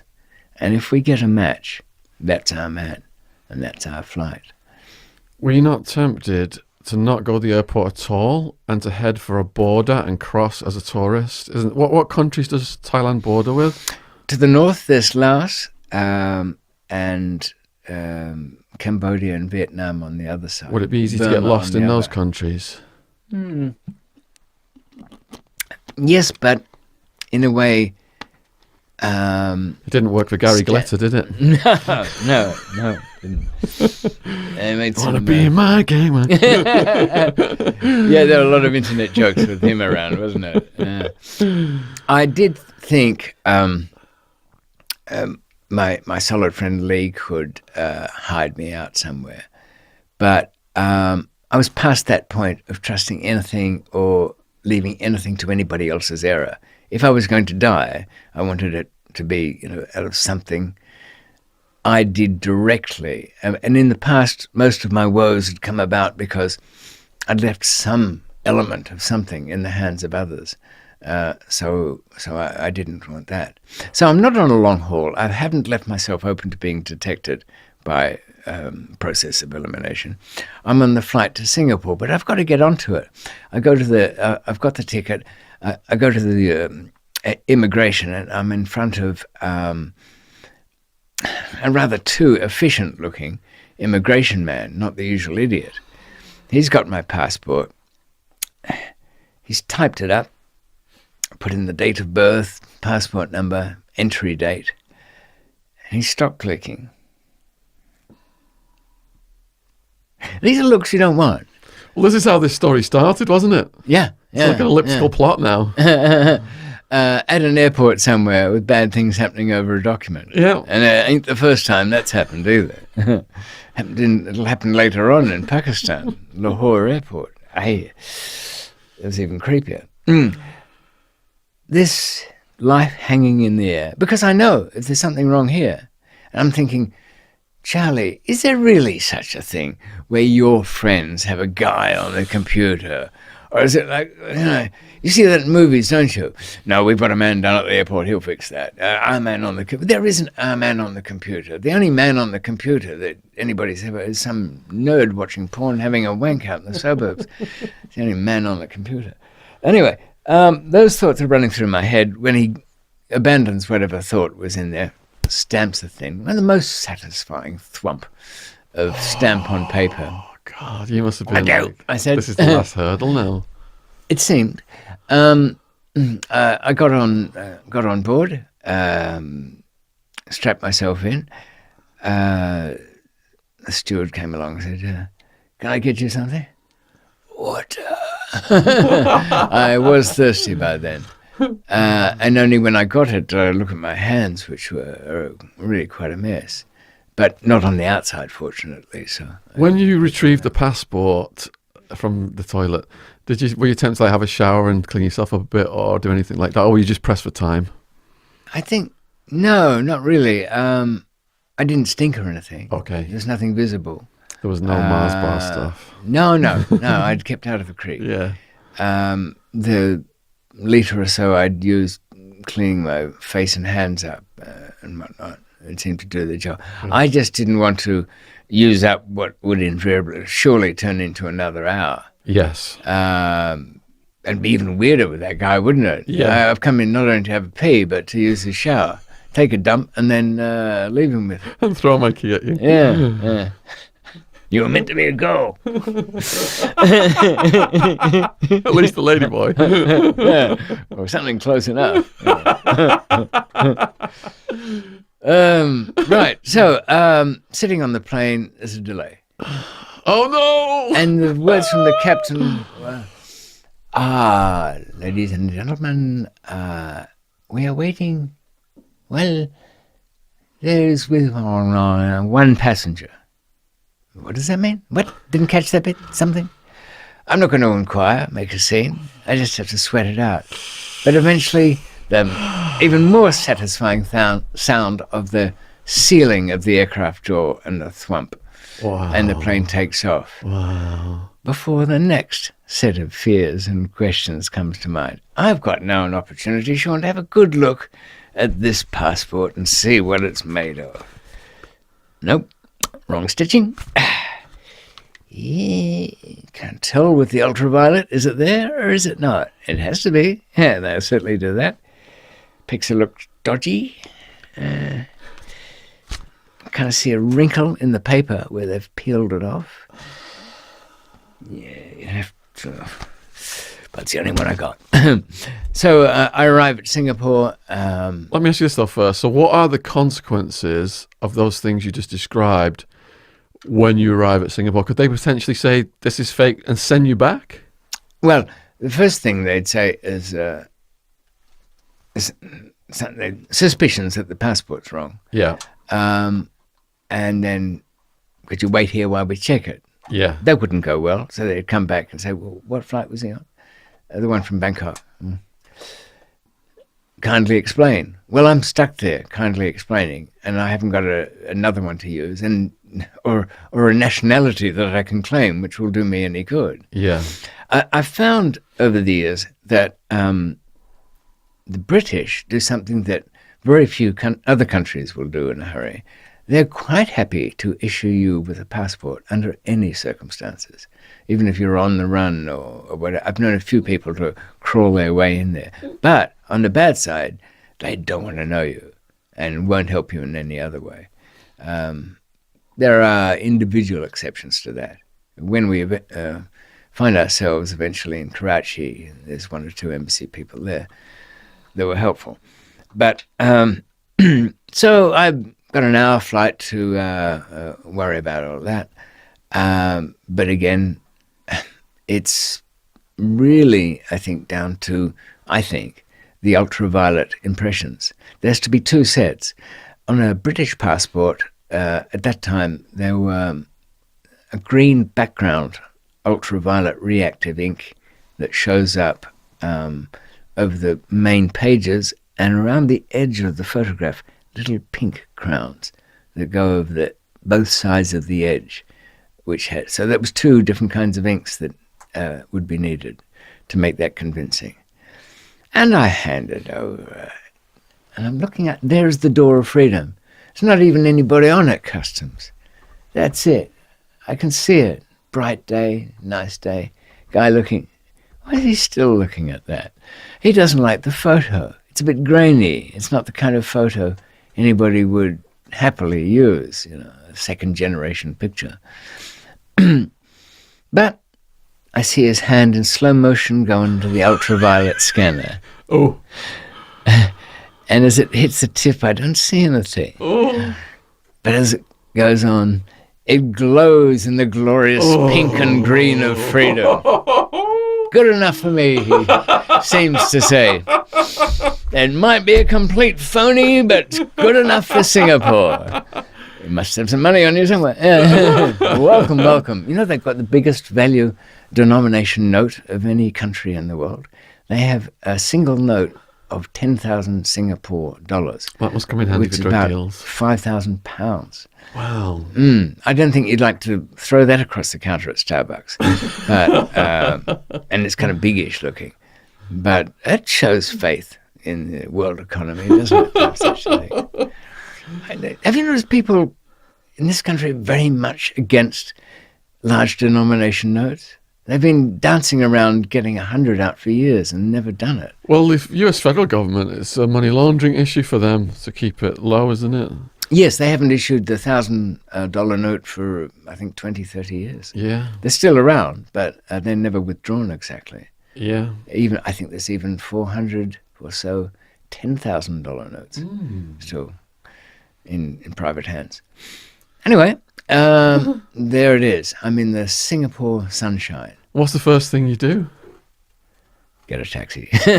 Get away from the airport. So are you able to access more money now through the ATM? No. I'm trying to remember how I got around that. I did, actually, yes. But it seemed because I was in a different country that the dud one still didn't work, but the one that gave me 500 definitely gave me more money there. So where's that money coming from at this point? This money's coming from a friend of mine in Australia who's given it back to other friends and it's come to me. Wow. That one of the few who were left saying, oh, no, he'll figure something out. I'm sure he will. It wasn't that. I guess they just didn't want to. You can imagine if it was a friend of yours and the hat had been passed around and you didn't put in 50 or whatever, and then you heard later on he died on the wall for want of a nail. Some bastard didn't put in. It was still coming. And, of course, later on, it kind of flooded in. Once people, scallywag once they knew you were at large. It made the Australian papers and some other ones around the world. They stated. I only had to ask, and money poured in. Yeah. Just one person gave me 20,000. No, give it back to me whenever. You're like a hero now in the criminal community. It's amongst that world, yes. Facing death and got out of it. It's the ultimate courtroom win, acquittal by other means, as a friend used to say. I acquitted myself. So I get in a taxi, go to the central town, break that connection, walk around a bit, pick out a hotel from one of the directories. Nothing too flash, nothing too those hotels that are slightly on the fringes of the urban inner, that are never hugely busy, but they're used by traveling salesmen, businesses, things for conferences. Good, but not flash. Not ambitious people in there. Check in there. I was on my way to the room, and I stopped at the gift shop, bought a pair of swimming trunks and a towel. Went into the room, slung my bag in there, changed into the swimsuit, went to the rooftop where the swimming pool was, and stood at the edge thinking, well, I've avoided Marsbar Creek and the Great Moat. I think I owe God a swim somewhere. So I dived in one end, stayed right underneath, touching the underneath of the pool. It was deserted, by the way. Got to the other end, it wasn't a very big pool, and then hauled myself up, dripping with luxurious cool water and some Malaccan Straits wind pouring in. Turned around to look at the pool and thought, well, you have to dive in sometime. And that was it. I thought. Uh-oh. And until I spent I thought I should have been completely exhausted. I should have slept like a baby. But I didn't. And at first my friends and supporters didn't believe I was out. Then the only secure way I had of communicating with them had been tightened up because of the flood of con artists who'd approached them. Everybody and their dog had come up with, some plan to get me out, or from the Asian side, people had come in and said to Max, my friend and one-time accountant, and everybody had been approached with, I know somebody in high places, their names would astound you. I know people in low places, their abilities are astonishing. All that sort of crap. And they'd drawn a line that they were not paying for any more of that. I'd not said a word about this thing. I would have liked to say, the try is on, so be prepared. No. I was sticking to the Crook's Book of Rules like it was chiseled on, gold plates from, what are those people in Omaha? No, Utah. Mormons, The isn't Mormon it? book of... Yes. Yeah. Their book was supposedly found on gold plates. Joseph Adams, was it? Yes, a bit recent. I like my religions to be a little older than that. At least 1,000 years or so. Make it 2. No Scientology then? I think if L. Ron Hubbard were alive today, he'd admit that, look, it was a joke. It was, it was a novel. This was not meant to be true. I mean, it was, I think. He was writing fiction there. Well, he has to write fiction because the CIA and everybody else won't let... okay. CIA can't keep a secret anyway. Look what happened to Howard Hughes' submarine adventures. He only did that fishing for that downed Russian sub on the proviso that the story never leak. He sent a oil exploration ship to go look for it. Somebody blabbed. No wonder he ended up wearing Kleenex boxes on his feet in some Bahamas hotel, a long beard. It was strange anyway. So nobody believed that I was out until they read it in the papers for themselves. And then they followed the protocol, which was you go to the Ace print shop down in this street, And not everybody had a fax machine in those days, and they're gone altogether now, aren't they? But so you could use a local printing office to collect your faxes. So that was what I'd do. I'd send a fax to this one, which would eventually end up in Michael's hands, and they all knew that it was fine. So but I realized too, it's astonishing how quickly you not shrug off, but put behind you very difficult and awkward things, because I certainly did. I realized that in very short time, it could all still go bad. I've got one passport, it's not very good, and the name of that passport could be worked out without extraordinary difficulty. Okay, it wouldn't be found if I'd stayed in the country. Instead, possibly 3 or 4 other Westerners using fake passports that day would have been swept up. Because it does reveal a lot. You know that as we speak, 45,000 people around the world are traveling this day on falsified documents. Wow. Passports issued by governments. So it's a labor-intensive way of chasing somebody that way. I had to get out of Singapore and then leave for somewhere. I hadn't really thought that far, honestly, because, I don't know, it felt like it was a kind of curse on the whole plan to be. It's a bit like buying a lottery ticket and then thinking what you'll do with the money. You're not going to win.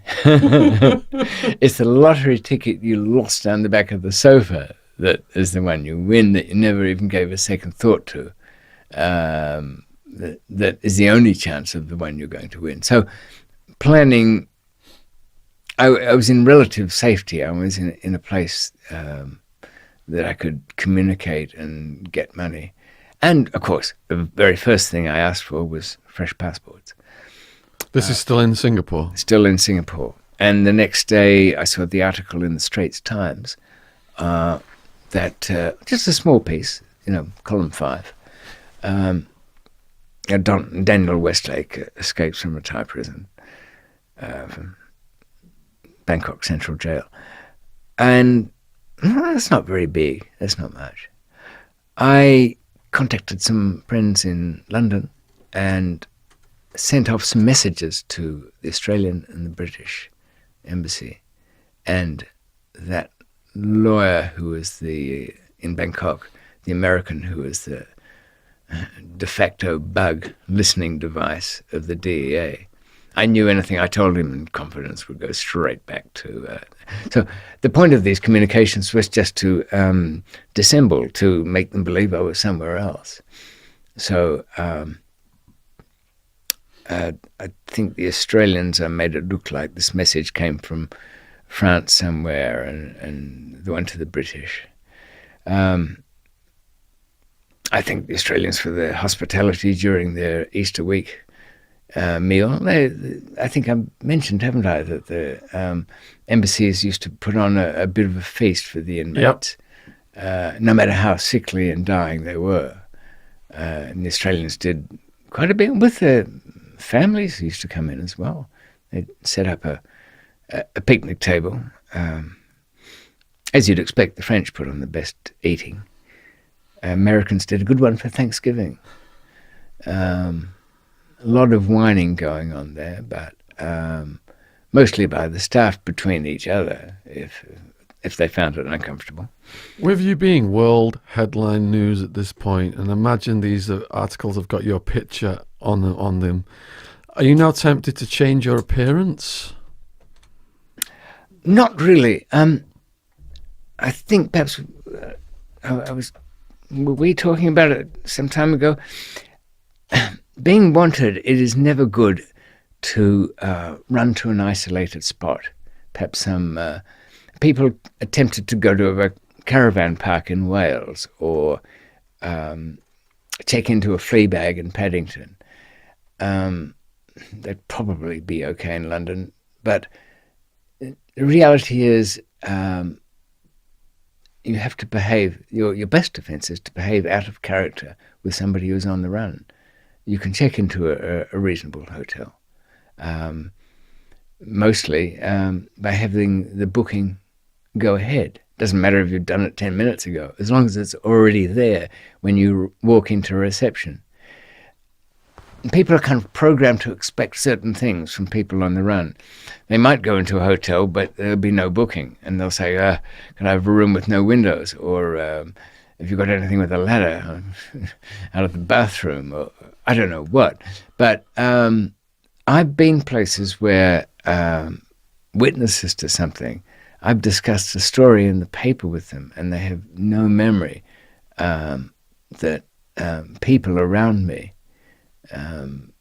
were actually part of it, or the photograph had been. Nobody much looks like the picture.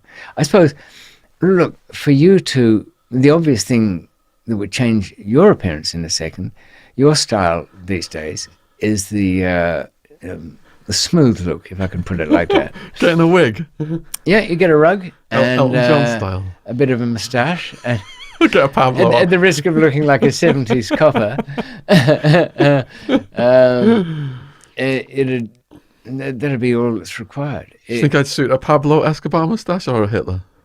You do a great Hitler, I bet. No, that'll be a guess at parties. We're going to get the video deleted off YouTube now. It's like the dog, isn't it? The saluting. I knew a guy in Wandsworth who had grown this fulsome beard, and he finally decided to shave it one day, and he left the Hitler one day. Oh, God. But he had such a face, I was cracking up every time he turned around. It was, hi Wayne, if you're out there.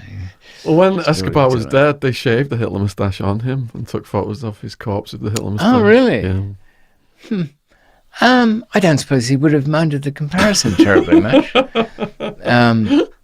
And as for desecrating corpses go, that's pretty mild treatment, isn't it? Yes. You know, if they'd put a broomstick up his bum or something like that and dumped a wig on that one, then you'd have a cause for complaint. So if I'm on the run, I should just keep my head smooth. Is that what you're saying? Don't. No, I think you'd because it is a memorable feature in that sense, and it is part of a certain face shape. But that's the good thing. It would only take that wig to alter the shape of your face, and that would do it. That would be enough. So you're saying that you just fit into the background? You're not standing out in any way, really? Or if I see somebody, I engage them in a moment's conversation, as one does with somebody in a shop or where there's some services to do with travel. And if I take the right approach, within 30 seconds, I'm talking to them as part of somebody who's part of their world. The escaped villain is not part of their world. But if I'm talking to I don't know, just somebody at a travel agency, for example, not that they exist anymore, but at an airline counter, I'd be saying, you've got the Cisco systems in. They drive me mad at the office. That is enough of a line to lift you out. Your picture could be there. And once you put yourself as a wage slave too, there's the end of that. So it's not just physical appearance, it's adjusting people's minds, isn't it? For what you say? Yeah, very much so. I arrived back in Australia once with a load. And it was early days, so I still had some, and there were 2 couriers. And they were looking to me for directives, because I'd go first to pick the immigration man as to who would be best. And this was done by experience and on some basis. So I picked one because I knew he'd be fine on the day. And that is very much connected with what we were talking about before, where you fit in. In front of me, there were probably half a dozen minor-level politicians and upper-level bureaucrats. They weren't standing there in front of this guy having to wait their turn one by one, because this is a man who assesses your customs treatment. You give him your customs form. He sees where you've been and then dictates what sort of treatment you're going to get, searched or not. So this guy at immigration had the little runaround fixer for this group of hacks and politicians, force all these passports on him, run it through. No, don't look them up, just stamp them through. Be bullied into it. So that when I arrive, you know what my attitude is then. Mate, and to think we pay taxes for those bludgers. That was it. Yeah. Yeah, you got anything? Oh, fuck no, foreign do I? Bloody good to be home. Beer up. And that's it. I sailed through and I signalled the other guys to come through because I was on an Australian passport, so I adjusted my accent and manner. But I took his side against his enemy, and that made me all right. Yeah. I could do no wrong. Yeah. And I think if people who are nervously wanted just don't take that obvious step to they think blending in means dressing in a certain way or not doing things to stand out. But you stand out if you're not part of something, if you're not part of a group. If you see something in a field that you know something about, if you come across some tech nerds and you know something about that, good. If you're wandering past an art gallery, dig around for a roll neck jumper and give yourself bad ear hair somehow, and go straight in, shaking your head at every picture you see. A cravat. Derivative.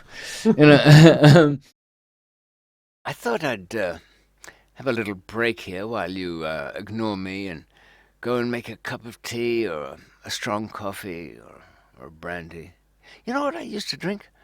Grand Marnier. Yes, it's kind of orange-flavoured liqueur. On the rocks, of course, with a squeeze of lemon juice in a large brandy blanc. Yeah, that was a drink. Not to my taste so much now. It's a bit sticky sweet. What are your favourite liqueurs?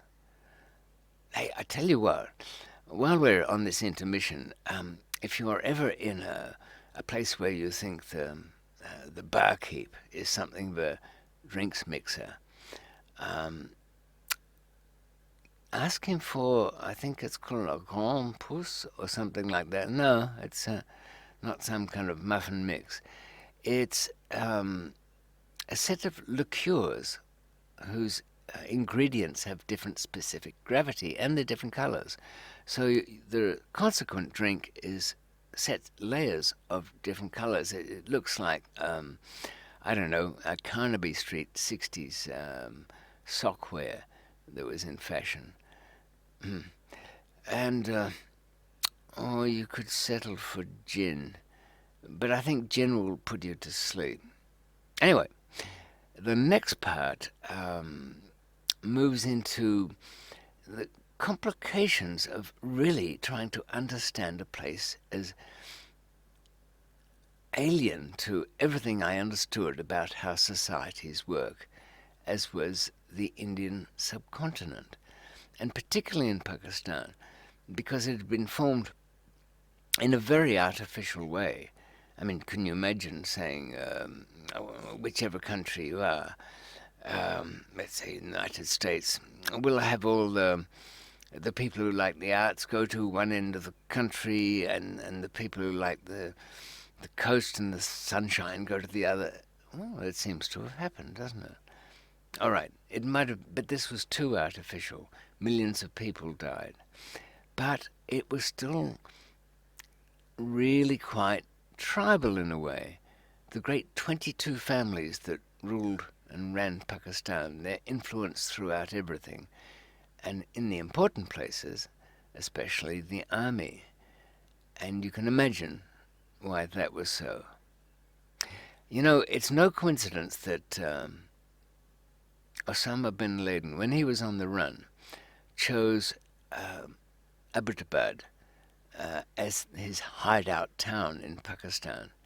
Why? Because it was very army controlled. In other words, the streets were well tended. There wasn't too much encroachment from the houses spilling onto the roads.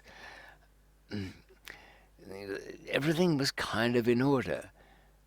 And here's the thing, people weren't nosy with each other because they were all, well, not all, but a lot of the city's inhabitants were respected government people. That's just the place to hide out. I'll give you an example. If you're watching this from Australia, hide out in Canberra, the created capital city. A good place to do it. Would the same apply in the US, hiding out in Washington? Well, no, not really. But go to Delaware. Yeah, it's not just a place of low taxes for companies. It's a good mini state to hide out in. Yeah, I'll keep to the East Coast, yes. I don't know what it is. The further west you go, the more nosy become your neighbours. Maybe a hangover from survival on the Great Plains. Anyway, let's go on with the second half of part 4, and I'll be here to see you out the door when it finishes. You will be part of that art crowd, and even if you are a loner, that fits in rather well with that lot of sad sacks anyway, doesn't it? So I don't mean you, Oliver. It's an artist friend of mine that I guess some art crowd trolls now. No, he does. He does some quite good stuff. So how long are you in McMillan. Singapore? As little time as possible. As I said, I didn't sleep very well that night. Okay. It's funny. I ate what I thought was good food at the restaurant there. Gave me the runs. I was so used to my French cook that I was eating poorly in the real world compared to the hellhole at Bangkok, where, Noel would be down with a supply truck and cart, which they used as a death transport in the afternoons for the injured. But anyway, that was hosed down, so there was no problems for the next day. And he'd be arguing over the quality of the meat and the fish and saying, "Oh, David, I don't think that tonight's on." Yes, just use your own judgment. We didn't have a sommelier for the wine, but still, I've never been a drinker. No, it took me a while to adjust my physical self into that world, and it was only the next night that I was kind of sleep caught up with me. But I went to a travel agent to find a place that had handwritten tickets. I didn't want to be on the airline's computers under the dodgy name of the passport I'd used. I couldn't use the one I'd been sent by express courier because it had no entry stamp into Singapore. So I'm stuck with this iffy one. But how can I not leave a trail on the computers before I get on? Don't buy the ticket from the airline. Buy it from an agent who, what's that word for it? It means collating it. The word they use where a whole lot of little travel agencies used to go to a consolidator, yes. They used to get all the tickets for lots of airlines. They'd get them at a discount. That long-gone business of being a travel agent and tickets used to work like that. So I went to a really hokey place, and I sat down, and I thought, yeah, this looks like it's for me. There was little tattered flags and a faded Chinese calendar on the wall and tacky knickknacks on his desk. Clearly a one-man operation, except for his auntie or something. Came in Tuesdays. And he was a wreck. Layers of fat under his chin and whiskers and bitten fingernails. Yes?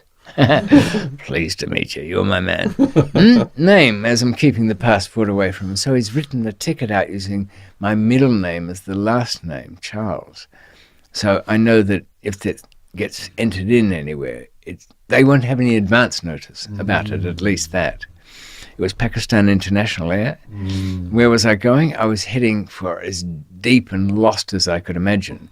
And that takes me back, wow, 2 podcasts ago, and back to the Afghanistan-Pakistan border in Baluchistan, where I'd met Mir Nurjan Magsi, tribal lord. And it was into his hands that I was delivering myself and safety. You think the story is just ending? It is just beginning. Yes. You must be exhausted, David. Well, things did get more difficult. And do you have time to answer any of these questions that have come in? Yep. So that's where we're going in the next podcast. We're going to the Badlands of Pakistan, Afghanistan, torture in Karachi. And if you've enjoyed this series so far, in the description box below this video, please support David by clicking over to his YouTube channel and subbing, and clicking over to Amazon. If you have bought his book so far, we would really appreciate you leaving some Amazon reviews. We've got Escape and Unforgiving Destiny. I've read them both. Excellent. I might say that the new book, Unforgiving Destiny, does kind of cover everything. It's probably a better place to start than Escape, which is kind of narrowly focused in that way. If you want the broad picture. Yes. Yeah. And, somebody contacted me when you're looking at questions, asked for a signed copy. Yeah. So I directed him to my davidmcmillan.net site. Okay. There's a contact page. Good. So I'm quite happy to sign a copy and send it if somebody wants one. Yeah, they've just got to PayPal you the cost and the postage. Yes. Oh, yes. Okay. Yes. That's good.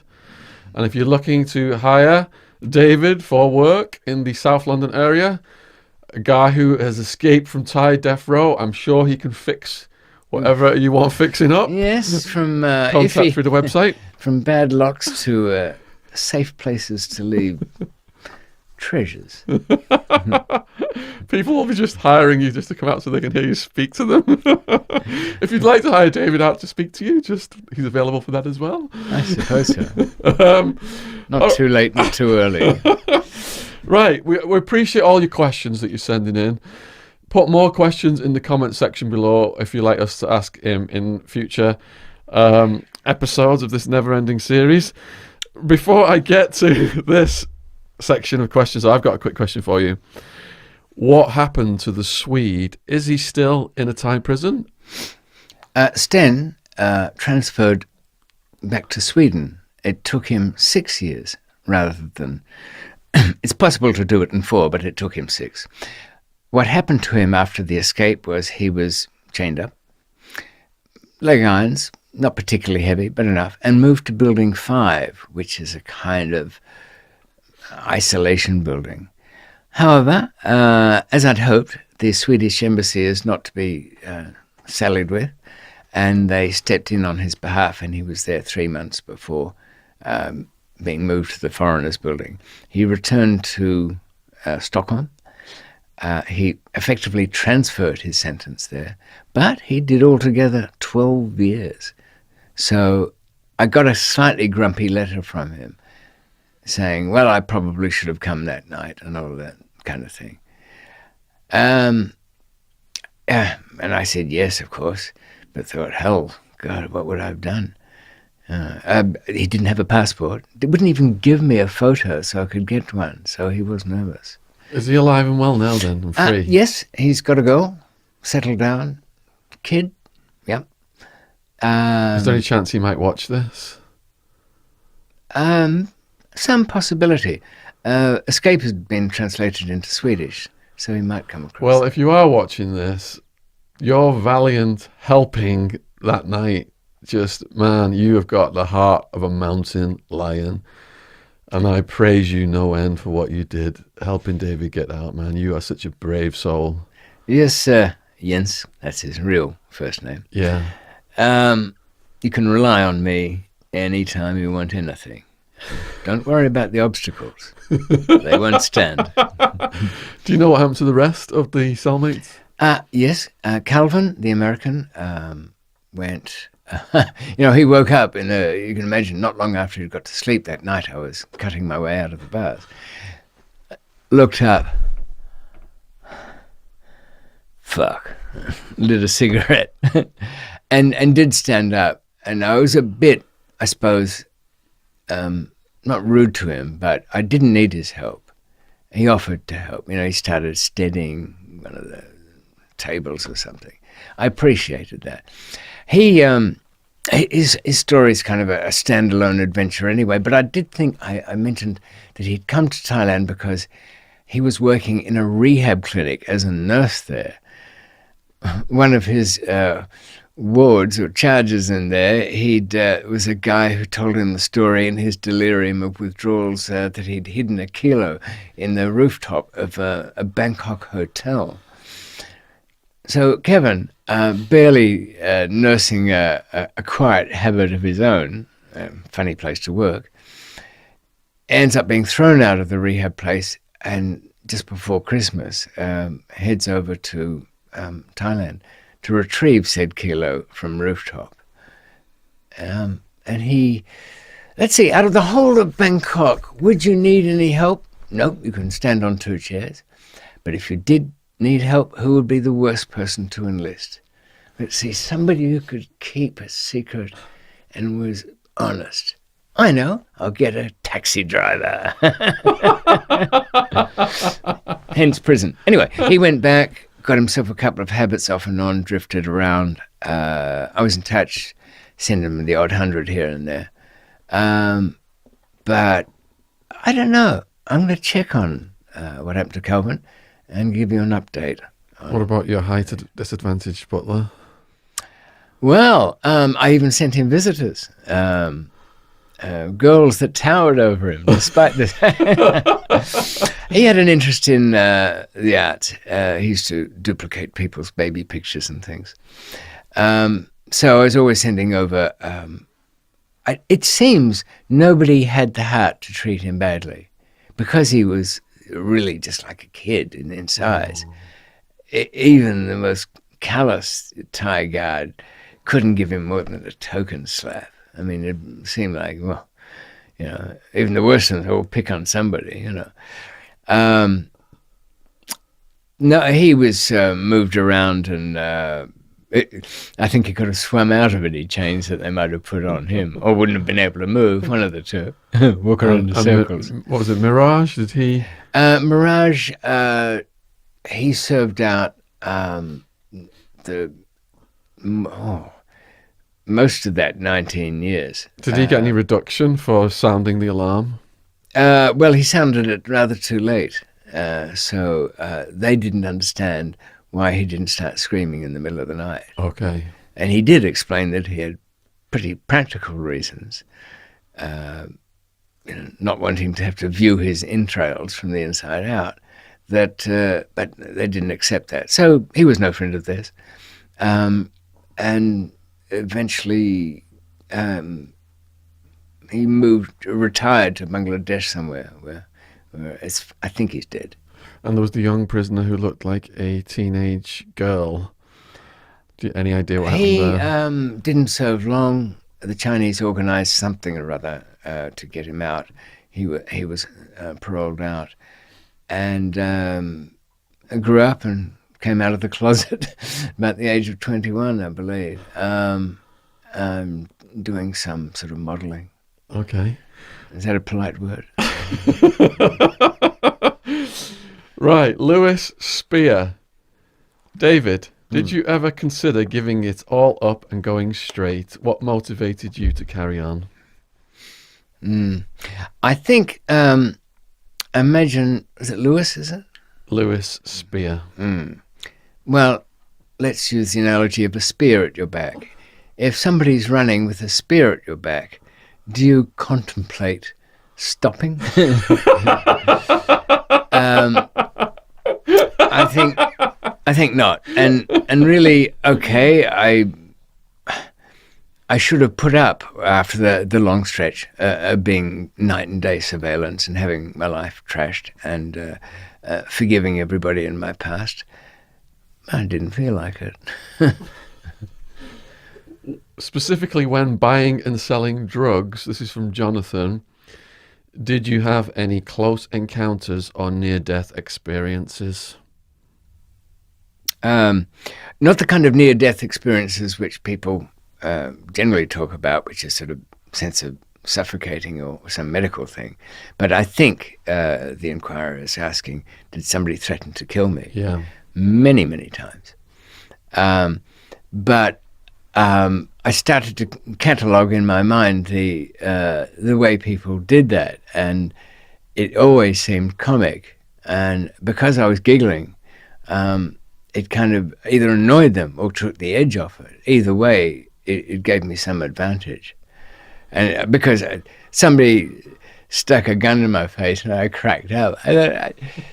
And now what happens? Have you thought this out? Realize you're going to get covered in bits of brain here. And do I care? No, it'll be over for me in a second. That gun doesn't work, by the way. So for most of the time, I'd be worried about somebody tying me up. That'd be bad because they could play with you then, couldn't they? So you've got to avoid that. But where they've merely threatened you with death, somebody ran in once threatening to, someplace I was, saying, David, I'm going to kill you. Yes, I said, do you want something to eat first? Because we've just cooked lunch. But no, this is serious. But then it's not, is it? Because the first social exchange of being threatened hasn't worked. Sometimes, but I've never been in a situation, these are people who have got the wrong information or have been manipulated into thinking something wrong. And people, if they were serious about killing you, you'd be dead and that was it, and nothing would happen. So Yeah. if it comes to a situation where there was sometimes, a couple of times there's been attempted robberies, but usually there's little signs that people are going to turn on you. People are very fussy about the location in which they do that volte-face, as the Italians call it, and pull out a gun and say, I'm not paying, I'm taking everything with that. Yeah. They're very location concerned. They want you in a particular part of a room or a place. A couple of times people have changed plans at the last minute and said, no, we're in room 306 of the Bellevue Hotel. And I'd say, well, I hope you enjoy it because I'm not coming there. Yeah, but the deal, was, why would you go to a hotel room? Come back to the restaurant where I'm eating, have a dessert. Not too late for a brandy. I mean, what the... But we've got the stuff. Oh, good on you. Well done. Yeah. Bring it with you, why don't you? You can leave it in the toilet if you feel nervous about it.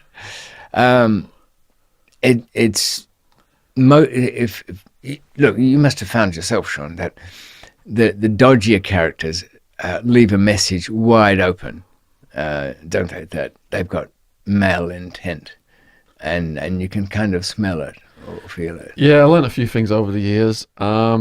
Two Tonys, he said back then they had a rule, never let anyone tie you up because, like you said, you're going to get taken off and tortured or something.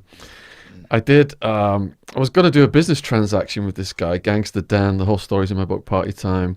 Went to his apartment, and some gang member he brought out from Los Angeles just opened the front door and just came straight, pointed this shotgun straight in my face, and he's just screaming his head off at me. I didn't giggle or smile or anything. I was just like, fucking hell. But then the other shotgun's a messy thing, isn't it? Yeah. Then the other guy comes and grabs the gun off him. But yeah, so what I was told, what I learned was, if you are getting at gunpoint and the guy starts to pace, he's psyching himself up to kill you. Before they kill you, they quite often they pace.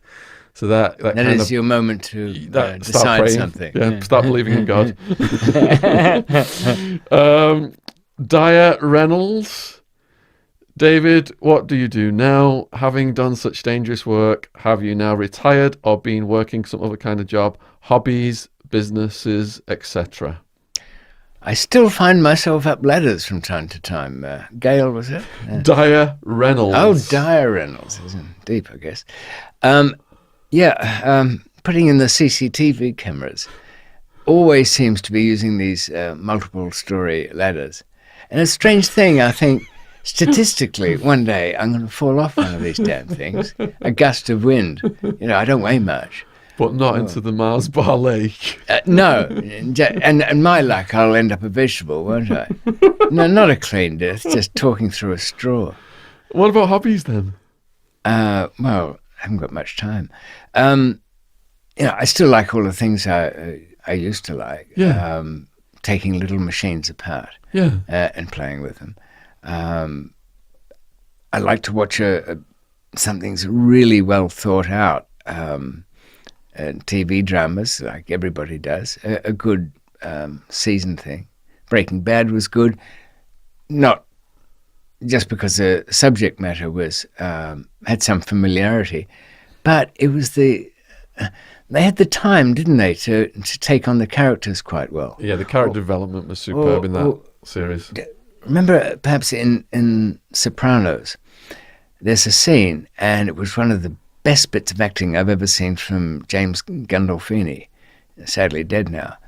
He has done something or other to get off the hook of a murder case, and it's been difficult. The witnesses couldn't be found or approached. Now, his family don't know anything about the fact that he could be facing this murder case. He gets a call from one of his lieutenants who said, the guy who thought he saw something? Well, he realized he didn't see it at all. So that's that. Tony goes, right, but can't really say anything. He looks around his own house and goes into a kind of room where they keep the coats or something. It's got a little chair in there and closes that cubicle door and just enjoys his moment. It struck me that this is the loneliness of the long-distance criminal, where there's so much you can't tell people, and you very rarely, especially when you're deep in it, in that fictional world of Tony Soprano's, he couldn't start running around saying, look, I just got rid of a witness or something like that, or scared one off. And something that's well thought. I really enjoy watching the good acting and well planned out stories. What do you think about the juxtaposition of Walter White, the chemist, becoming this big bad crystal meth kingpin? It was good, of course. It was terrific in a way, and I quite liked the kid. But I thought, and that takes some writing skills to establish in episode 1 that he was brilliant and thought so. He went to a party with his former fellow students from university days, and they were all filthy rich tech heads. And he's so broke, he can only give them a packet of noodles or something. And the sort of tech giant guy has the grace to say, he's been given a Stratocaster and Gibson guitars and, Troop of Elephants by gifts from others, and he's got this rice noodles or something from Walter White, because he's got the grace to tell everybody at this birthday bash for him, we tried to get these things in our dormitory when we were at university, but thank you, Walter, for remembering. So even the writing was good enough to show that even the rich guys weren't villains. They were trying to help him. They even offered him a job in that one. But unaccountably, he didn't take it, or the show wouldn't have gone on. But that is skillful. Look, lots of people try and write things. And that's why I'd like to have a bash at fiction sometime. Because it also gives me the opportunity to tell a lot of stories I can't, because the real people will be revealed, and their sons and daughters and those around them will be therefore identified, even if they're dead. So only through fiction can I tell some very interesting things. In our life, so many people have come in and out of our stories. Yes. When you cross over to fiction, like Breaking Bad, it's just a cast of characters all the way through, same cast of characters, which keeps this tight story Exactly, arc. Yes. You don't have to account for the people who wander onto your stage briefly and then wander off.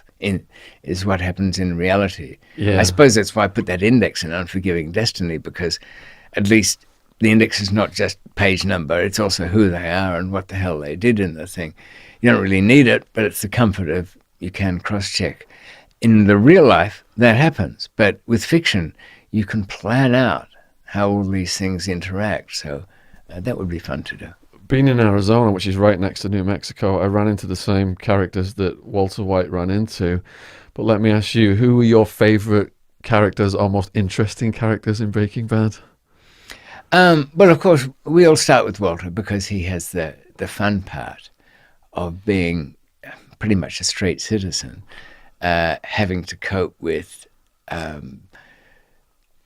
all of the, every situation getting tougher and more complicated. By one series, he's working in an underground laboratory made in some car wash for an absolutely ruthless mercenary boss. El Pollo, that guy, yeah. Yeah. Oh, by the way, when I first saw your stuff, I thought, New Mexican Mafia. They're Mexicans, but they're the new Mexican Mafia. No, wait a minute. No. New Mexico, the state. So that's what it was, of course. It's La M. It's a prison gang. There's the old Mexican Mafia born in Mexico. And then you got the new Mexican Mafia are people born in America who are called Chicanos. Ah, yes. Now, the Chicanos in the Arizona prison system have got a war with going against the Mexican nationals. So there's a distinction there between the old and the new. But then in Breaking Bad, you had the guys come in who were like the Cartel Hitmen. Those were they two brothers or twins or something? Yes. What did you think about them? They made for good characters. Yeah, didn't they? And it's familiar ground, so it's hard to pull off. I found the kid a little bit irritating at times because, but I think he pretty much, apart from a couple of collapses, stayed loyal. The cute-looking girlfriend he had was dispatched unnecessarily, I thought. She was in a series called Don't Talk to the Bitch in Flat 27B, a short-lived comedy made by the guy who wrote Big Bang Theory. And that's worth catching up with. If what about Hank the policeman? Did you think he had it coming? I don't mind a policeman character if they're sort of real. I don't automatically take the villain side. Yeah.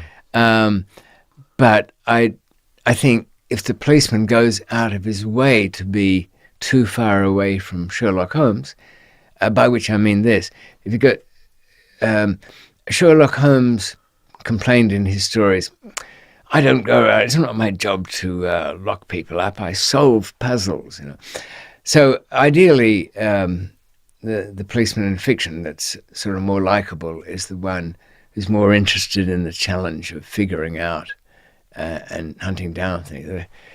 What happens next is not to soil his hands with. They're very easy to be sympathetic with. Yeah. But the one who gets a personal obsessive grudge against me, like Bill Schenkman of the DEA agent. I mean, he had nothing. Most of the time, he had nothing to say to me. And his comebacks for me saying to him, "Well, Bill, do you need a certain amount of time for gloating, or are you just happy to do it while you're sitting there?" I never said anything quotable. I almost felt like making up some lines for him, because he's supposed to be the toading villain in the thing. But he was such a flat character. Even when I'm finally at his graveside, it was only by coincidence I found some parting words for him. I had a similar nemesis in the Tempe Police Department. Just going back to Breaking Bad briefly again, the transition of his wife, I thought, was so spellbinding. You mean a transition of into Walter's wife into an active operator? Yes. But shouldn't be too much of a surprise. And certainly worked well as a character. Yeah. And she had some good stuff to do. Have you watched any Ozark? Love it. Love it all. Oh, I think that's... This is a story about an accountant who's laundering some money, and he finds himself ever deeper enmeshed in having to clean up what 500 million in the beginning. The cartel whack his business partner, and he didn't know that his business partner was working for the cartel, and they're going to whack him and his entire family. So he says, I'll work for you if you don't do that. Yeah. That's how it starts. And he ends up in the middle of the Ozarks, hillbilly territory, really, trapped between some fifth-generation local farmer heroin growers, opium growers, and the people that he's got to launder this money from, and independents all in between. And a very interesting character there is the girl, isn't she? Yes. She's a kind of hillbilly daughter who has to step up to the plate and manage a wild card father and a useless brother whom she wants to protect anyway. It's good. There's 2 seasons. I believe that it's been set up for a third by the look of it. I'm obsessed with her character, definitely. If you try in Ozark and season 1 and you think, all right, I can't get through season 1, believe me, season 2 is almost at the Breaking Bad level. Get through season 1, get onto number 2, and you will be hooked. Yes, it is good. I think it is now at its most dangerous point, series-wise, of running out of steam. Right. What do you do with him? At the end of series 2, the plan was to disappear, I think, for Australia or somewhere, and leave them to their own problems.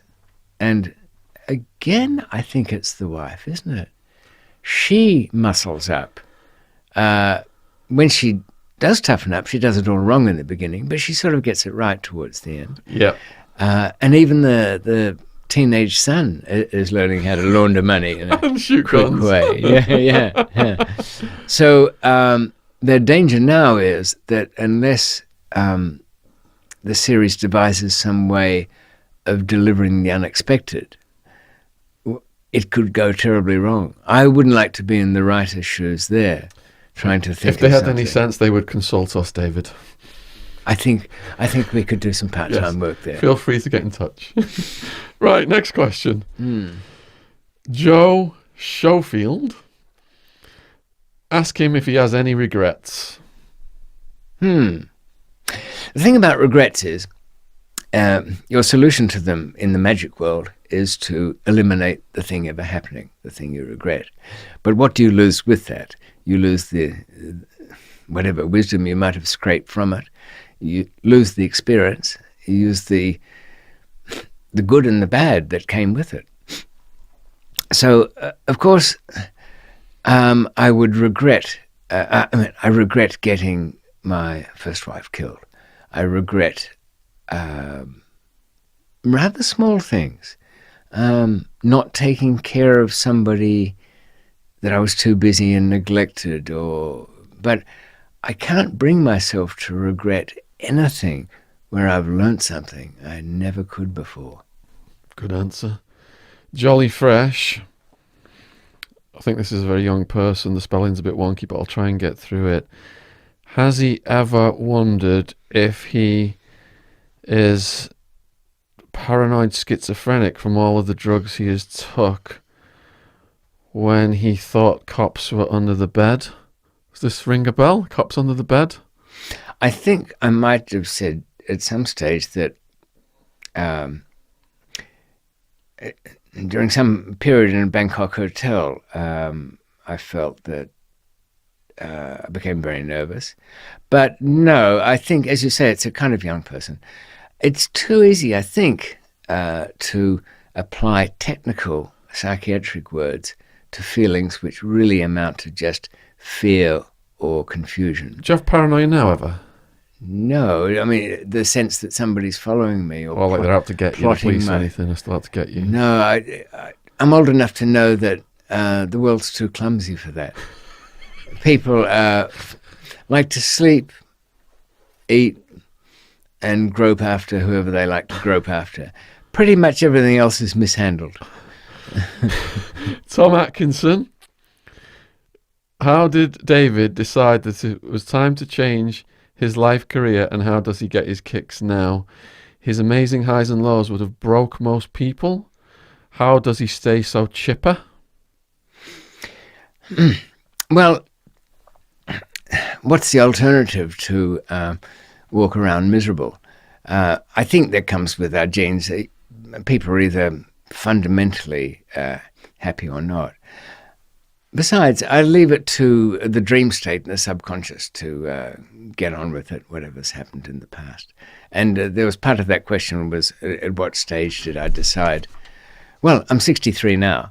I simply realized that I couldn't afford the time to do anything that would eat up 5 years here or 10 years there. I just haven't got it. And there's some things I want to do. I found a couple of things I want to write, and I found out something extraordinary through all this, but that's for another time. Excellent. Brian has asked, how many years was the organisation up and running successfully before the final arrest? During the peak years, what kind of dollars were being made? Sounds like a kind of accountant's question, but a good, fair enough one. Okay, there were two periods, really. There was the Australian high period from 1979 to 81, short but hugely profitable, in which some 10 or 12 million dollars moved around. It rewarded a lot of people, and then that crashed. Then there was the more independent days, small scale, but much more controlled operations post India-Pakistan in the 2000 to 2004. Not massively profitable, but very kind of interesting jobs. At some stage, I might have an opportunity to talk about Scandinavia and what goes on there. Christiania, which is the Christiania, you've probably heard of it. It's an enclave within Copenhagen, which decided to be a free state of its own. These hippies took over in an army barracks, refused to have anything to do. Well, they certainly took the national grid, took the electricity. The place is a warren of buildings. Officially, they make these kind of three-wheeled bicycles. Unofficially, they have Pusher Street, a caravan arrangement. That were tolerated mostly in the Amsterdam way, but sometimes cracked down upon. But all of those people have very interesting lives and led to something that tangled me up for a while, involving was a 2-ton hash smuggling operation from Pakistan. When I came in, things were already not great, and what really messed it up was the boat that was doing the shipping from Karachi through Dubai and onto Europe was provided by the Russian mob and some Lithuanians who'd been using it for smuggling cigarettes around the Baltic. And so it was being tracked for other reasons. All of these people mixed together in a big pot, and I walk into it. But that's for another time. That's episode 19. Okay. Greg Bell. I noticed that dodgy Lord guy, I think he's on about Lord Moynihan, yeah. who grassed on you, grassed as in snitch, is the same guy who Howard Marks did business with, and he informed on Howard as well. Indeed. Did you have dealings with Howard, and what did you think of him and his books? R.I.P. Mr. Nice. Yes. Howard was, a nice enough guy. He's no longer with us, so there's probably no need for him to be so modest about his accomplishments. He was a great promoter of marijuana, its legalization, and its sale at reasonable prices. He was not a man of limited interests, so he did play around in other fields, but he wasn't inclined to write about those. Quite enjoyed the books. Only thing I didn't really like Howard was a bit of a grand self-promoter with a pretty large ego, and he needlessly named a few people in those books. without any purpose that I could see, other than to, what do they call it? Name check a well-known person as being involved in the scene. For example, if somebody with a nightclub or a couture's dress shop would have put money into it, or some of his operations, where's the point of naming that person particularly? He could have hinted around it if he insisted, or better yet, it wouldn't have harmed his story that he was interested in telling if he'd left them alone. In fact, made him look a bit small-minded, I think. Also, he didn't listen to my advice about Tony Moynihan, which was available to him before he got ratted out by said Lord. If you want to find out more about the Great Helicopter Escape, go back to episode 1 in the series, David McMillan series, playlist in the description box. I read Mr. Nice. Actually, my dad sent it to me when I was in Supermax in Arizona, in Florence. Good book. Recommend it. Which leads on to the next question from Bearded Scott. Do you recommend any books besides your own? I answered him directly. Okay. Bearded Scott. And because I wasn't entirely sure what field he wanted, whether it was true crime in general, or books as in anything written well. And I can't quite remember what I told him, but I know I did say that in the world of true crime, there was nothing. I recommended my own, of course, but there was nothing that stood out other than yours, Shaun. Yes, and Shaun's. Hard Time, Party Time, Prison Time, the trilogy. Mm-hmm. Enjoying party time at the moment. That's good. Getting good laugh out of that. But that he should go back to Richard Stark's series on Parker. Parker's an unrepentant villain who runs around doing things, robbing. Maybe. What's your favourite book of all time? Oh, well, the most influential one is John Fowles' The Magus, because it really did something with the idea that nothing's by accident. Everything in your world is controlled by somebody. And I don't know really after that. I think as you get older, I always found Vladimir Nabokov's Lolita hilarious as a comedy. I mean, a loathsome character, clearly a child molester, but it's comic the way he's handled it. No Solzhenitsyn? No, really, it doesn't. The translation doesn't work. Look how well, and people can handle second languages, like The Remains of the Day, written by somebody who Japanese his first language. What a beautiful book, yeah. Yeah, it's so true. Something smooth about the way it was written. Shirley Hazard has written a couple of books. The Great Fire is a terrific one. And I've always loved, I grew up with a guy called Terry Southern, who was a Beat Generation writer, and a bit of an influence. Patrick Tweedy asked, apart from focusing on your escape during your Thai incarceration, how did you maintain sanity and determination in the face of the conditions? Well, I luckily I wasn't broken, as we've said here. I had friends, and that's all it takes to eat well enough. As for sleeping, it's awkward, but it does wonders for your back, sleeping on the floor. Can't say enough of it. I've had to get a kind of firm mattress ever since. I've got a firm mattress as well. But I think I said earlier, sleep is a bit strange. Whatever was mangled in me takes place in my subconscious, and every night's dreams are nightmares. Do you feel lucky? This is from August May. Do you ever think about how everything could have ended worse? I suppose. But I don't dwell on it. I could have ended up dead.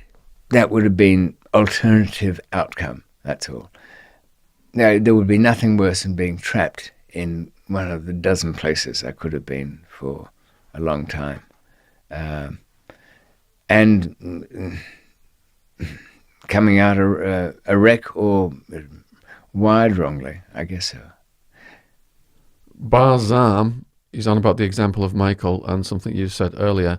Can you elaborate on the 10% of people that react differently to most people with their drug habits? Yes. Out of some years, knowing people who've had opiates, it's got two characteristics beyond any other drugs. Firstly, it produces a physical withdrawal, so it's extremely risky, and you have to follow certain things to deal with that. That's why we had a lot of Subutex around. It was kind of policy within our little group to always have an alternative if somebody was trapped. But the real point here is that, yes, I certainly believe that some people end up wired a bit funny that makes their own personal chemistry have a kind of unhappiness to it. You know, you think of evolution and how we came to be still alive. So many things were kind of bred out of us. Those women who didn't like the idea of something growing in them and being subject to pain to have children, there aren't many of them. Why? Because they never had children. So by the same way, evolution's made happiness a good thing to have. But it's so complex, the brain. You can imagine it's so easy for that to be. And I would say to people who feel that they suffer from depression or a foundation unhappiness, which is shown, you've probably seen people with no confidence. If there was any rational part in this world to do with the law, things would be legalized so it could be discovered what, amongst all the illegal drugs, would be useful treatments for things like depression. There's something in opiates that stops you catching the common cold. Nobody's investigated it. And what is this thing that makes happiness not investigated? H.L. Mencken said years ago he defined a Puritan as a person who fears that somewhere, somehow, someone is enjoying himself. And that is the thing with drugs. Nobody wants to legalize having a good time.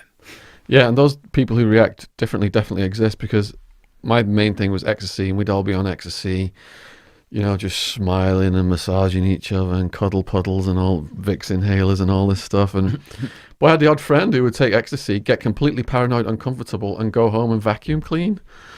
So, yeah, definitely. Those cap, it's got to be done. Yours could use a scrub up here. Okay, so next one, Liam Bro. I think that's brother. In Thai prison, what were the strangest stores you saw being run, such as rat breeding or peculiar food? Everybody tried to have a little occupation of some kind. They could work in the factories for next to nothing, but the more enterprising had road stalls or side stalls, which did everything from rolling the cigarette for you when you came for them, fixing cigarette lighters. I suppose the guy that made the most unusual income was being the subject of bets as to where the elephantiasis parasites, which were long worms, would snap in his swollen one leg, which was the size of a tree trunk. He couldn't move it, hobbled around. He'd prop that leg out every afternoon, and gamblers would come along and they'd tease one of the worms out of his suppurating flesh, roll it around a pencil, get a grip on it, and then the betting would begin. 2 inches, I say, and it'll snap. No, that worm will hold out till 3. No, you're talking through your hat there, Freddie. This'll get a good 6 inches. Snap. There, and he'd get a cut of the house on that. Now, I've seen people earn a living through disabilities. There was a guy down in the hospital who had bark where a leg should have been instead of skin. But his was a short-lived engagement, unfortunately. See how your questions can provoke the most interesting stories. Where would we have been without the worms? CJ has asked, how do you feel about today's drug dealers who have no morals or brain cells? It's a difficult trade. Ever since the Berlin Wall came down, the field's wide open, prices are down. Albanians are selling something that bears about as much relation to genuine cocaine as, I don't know, this liquid in here bears a relationship to the elixir of life. Pretty much none. Morals, I don't think they really ever entered into it, except for a few deluded people. We all had what we thought, convinced ourselves were standards. And why? Because we could afford them. I don't think I would have had them in the middle of, Shit Creek, Africa somewhere, starving to death. Wouldn't be too fussy then. You thought too? Have you had experiences on psychedelics, LSD, mushrooms? Only work once. That's what I found. With some people's chemistry, the first formulation of, say, LSD you take produces pretty much as you want. Different colours, things all upside down. Kind of cool if you've got a safe place to do all this. So this would be good, padded walls and all of that. A bit spooky, but still. But what I mean is it doesn't seem to, it rewires the brain and doesn't work again. It's a bit speedy after that.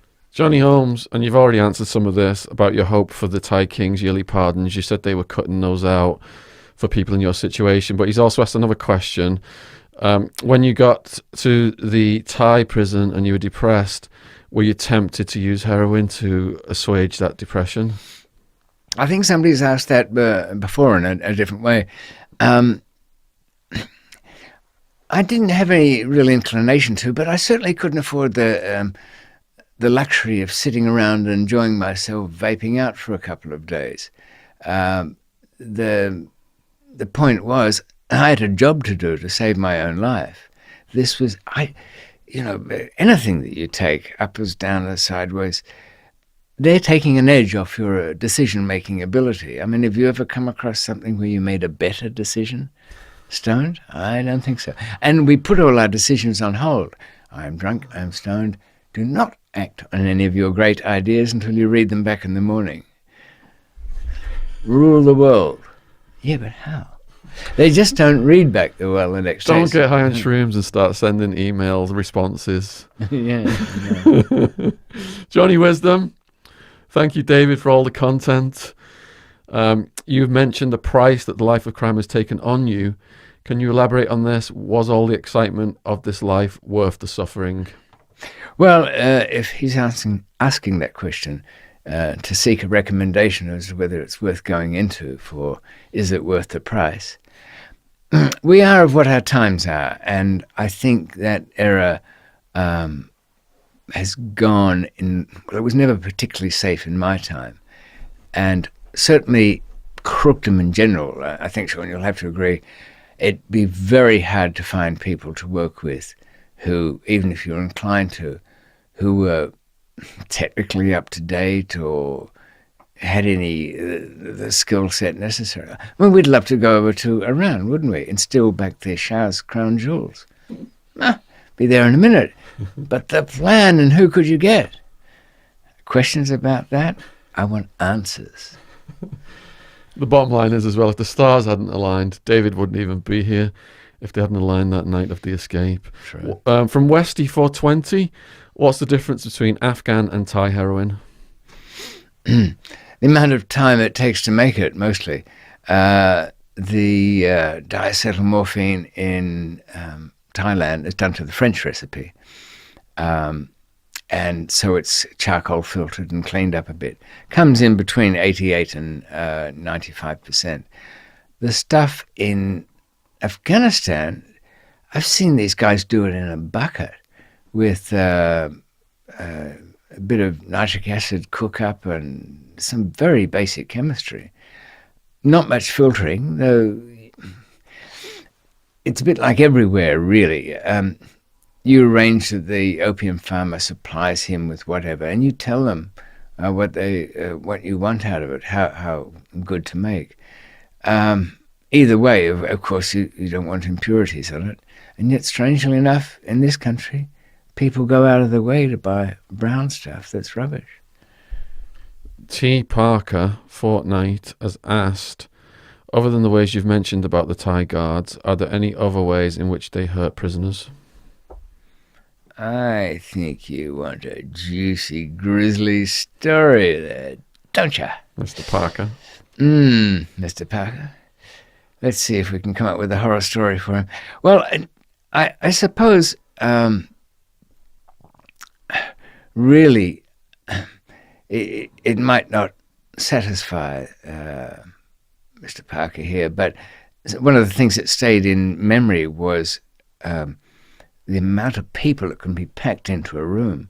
You recall I had no more than 6 in mine, yet next door, when a bus came in, I guess unexpectedly, we were counting the number of people who went in. And Sten and I were arguing over whether it was 39 or 49. We just couldn't believe it. That meant they could not, never mind lie down, they would have had to take turns sitting down. And this was one with a cell that had a busted fan as well. Must have been a nightmare. You've really got a sense of that in Billy Moore's A Prayer Before Dawn, the movie. It showed it, yeah. Yes, it was a visually striking movie, isn't it? That? Yeah. It is good. Okay, Mad Max 101, honk, honk, honking. I'm not satisfied with the first 3 names. He's driven on for a 4th, yes. Do you ever wish you stayed away from smuggling and stayed in politics to rise through the ranks to become the Prime Minister of Australia? Oh, really? Well, I don't mind lying for a living, but I like some element in truth in what I do. Politics is a step too far. They're the biggest criminals. Death is here. What is the method of capital punishment in Thailand? How long does the process take from sentence till end? So you already said that you are basically machine gunned. You've already answered that. In your case, then, how long were you actually in the jail for before you escaped? I was there about 2 years, 9 months, something. And in America, with all the appeals and stuff like that, it can take 20 years, for example, can be like people still on death row. Does that happen in Thailand, or do they get rid of you after so long? Around about 5 years, the appeal process is exhausted. Tommy's uncle, one of the big Golden Triangle guys, he was finally cornered with something resembling an arrest, with 250 kilos in the back of a car that he could be connected with. Went down in the first court, but he bought the Supreme Court of Thailand. But during the time of actually being sentenced and his dismissal of that case, he had to spend some time in custody. Kind of luxurious custody, but... If you want the full story of the drug lord uncle, it is in David McMillan's playlist in the description box below this video. Lolly Trolley has asked... A troll at last. Did you have anything in the business that you look back on with shame and which sticks out without incriminating yourself? Well, not with shame, but it's a story of here's something, I guess, of mixed regret. And this, I don't know, it's about a 5-minute story. Do we have time? We've got all the time, as long as you're not exhausted. No, okay. It's an odd one because it takes imagining these people. This is in Australia. I had some customers who would take a few ounces of heroin a week. I generally preferred larger, but they were friends of friends, and Michael knew them. This was a couple who had a very neat house in the suburbs, and because they both had habits, but regulated their lives well. She was a good cook. They kept normal hours. They were kind to the people they dealt with. He was another Michael, but so I won't call him that. I'll call them John and Mary. They had a situation develop. One of the working girls, by which I mean a young prostitute, would leave her baby, very young, just months old, with them while she went off and did more interesting things, as far as she saw it. And Mary told me, look, we have to change the baby's nappies. It's usually got nappy rash. It's good in a way. It clears it up. But, we feel sad when she comes back for the kid. What, I say that night? Oh, no, it could be days later, sometimes weeks. Really, yeah. They spent a lot of time taking care of baby Cheryl. And eventually the mother found a new boyfriend and wanted to move on into somewhere, and had no interest in the baby. So said, you can have Cheryl. I don't want her anyway. I'm moving to Sydney. Baby Cheryl was left with John and Mary and pretty much grew up. Girl was never heard from except a couple of times when she wanted money. And of course it was, a fee, I guess, for giving them. This was a childless couple. A situation arose. 5 years had passed, and baby Cheryl was little girl Cheryl, going to a local school, growing up well, happy. John and Mary were sort of not really much in the business. They did a little trade with some old friends. I was out of it, so I gave them somebody reliable. But everything was fine with their world. But it wasn't with the slagette who had left the baby and abandoned her child. She got into some legal trouble, as they do. And she'd realized that, or thought that it would be an advantage to her in her court case if she had a child. So she wanted that one back. She was out on bail pending the resolution of some charges. And John and Mary came to me and said, David, what do we do? You know good lawyers. I said, yes. And I went to the best I knew. He said, David, you're kidding. How am I supposed to go to a court and say, well, you can forget about the natural mother. I think Your Honours should give this child to people who are not her family, and you'll soon hear from the other side that they are drug dealers in heroin. So that would be suitable, what do you think? No? That's what my lawyer said to me. So I went back to them and said, look, I'm sorry. Look, she may forget about this slagette, that her case might resolve itself, or she'll have another technique. She won't want to use the child to get out of trouble. What do you want me to do? John said, pulled me aside. David, is there anything else you could do? Your way? Let me think about that. And here's where I regret everything that followed. I went back to them. I was still fairly young, bear in mind, my early 20s. And little Cheryl was running around there, playing in a room. I said to John and Mary, if I take some action, you have to ask yourselves, are you the kind of people who in 10 years' time, when she's a teenager and you've had a fight, and she asks you, but yes, what about my real mum? Are you the kind of people who can look back upon these months when Miss Slagette has well and truly met with an accident, or in this case, disappeared off the face of the earth, never to be heard from again, nor will she, by my guess? Can you live with that? Can you assure yourselves that you can look at the light of your life and lie to her outright and say, I'm sorry, we know nothing of your mother? A week passed. Lawyers were tooling up, getting ready to do their bit. I went back, and good people they were. They said, I'm sorry, we couldn't really. We love her too much to lie to her. So the Slaygate got her way. For her purposes, the child was wrested from John and Mary. There was extraordinarily difficult scene where the child was dragged screaming away on the front lawn by social services and police on standby. Mummy, Daddy, what have I done?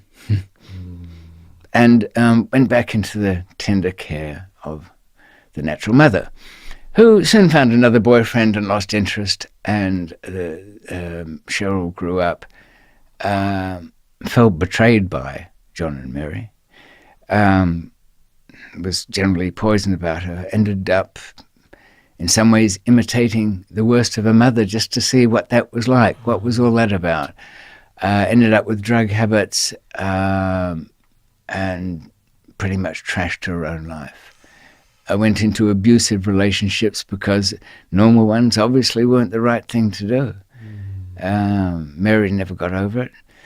The marriage between the two of them declined until they were almost strangers to each other because that thing that was in their lives was taken from them. They felt guilty either way. Where I don't forgive myself is in having said anything at all. What the fuck was I getting those down to? What, to be some kind of smart-ass, all-powerful dude who can say, I can make your problem vanish, but don't ask me how, even though I've damn well just told you how, by other means. And I learnt from that that if you're going to do something, do it. Don't tell anyone. Don't tell anyone. Yeah. Whatever happened to the mother, I could ask years later. I don't know, the case never went ahead. They say she moved somewhere. Yeah. There was some evidence she checked into a hotel somewhere, under another name, but they knew there was a bit of a paper trail, was there? Oh, well, that must be true. Cali Cartel used to put lookalikes on the planes and say they disappeared over there. Yeah, that's the thing. If you're going to do something, don't gain points by making it your own ego trip for people. Premium PENGUI has asked what David thinks about medical cannabis being used to battle heroin opioid addiction. Well, I don't think it'd terribly be very effective. I think the research way to go is the withdrawal effects, for some reason, can be countered entirely by getting into a hot bath. And you can see the connection there between mothers who are giving birth getting into a warm bath, feeling almost no pain. There is within the realms of possibility to investigate these things properly and find a relatively pain-free cure for the addiction that won't involve whoever's addicted making, awkward choices. Okay, doesn't mean they'd ever get off it. They could drift back and forward. But again, it's something that people have brought upon themselves, so there'll never be any money in it, no research. In the 1800s, in the late 1800s, they thought that cocaine, when it was touted as a cure-all wonder drug, would cure heroin, opioid addiction, and it just ended up with people addicted to two substances. Yes. Well, of course, when they're promoting something, the early heroin bottles always gave it kind of cure-all properties. Yeah, then heroin was a cure-all as well at one point. I think Sears Roebuck sold for $1 or so many cents a needle, and the heroin, the dosage, and adults were supposed to take so much, and children were only supposed to have this much, and it would help them sleep at nights. I bet it did. Not a peep out of the little nippers. Holly Aurora Bar. Were you ever scared because you come across as very calm and level-headed? Was I scared because I come... You come across as very calm and level-headed, but were you ever scared? Not really. But the only time that that threshold was crossed I felt nervous about certain things that weren't going well, but not scared. Fear in any overwhelming sense only came into play in the torture cells of Karachi, but that's another story. That's coming, yeah. Lewis Spear has We've had him before, haven't we? Have we had him? That's two, has he then? The Spearman, yes, there he is. He was the first one. He's back again. You could have gone straight. He's just, he's recycled that question. He's just he's rephrased it. So we'll skip that.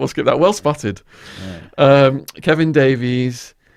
Did David teach any of the lads how to smuggle stuff into prison while he was in the last UK jail? That might be coming in the final of the season 4.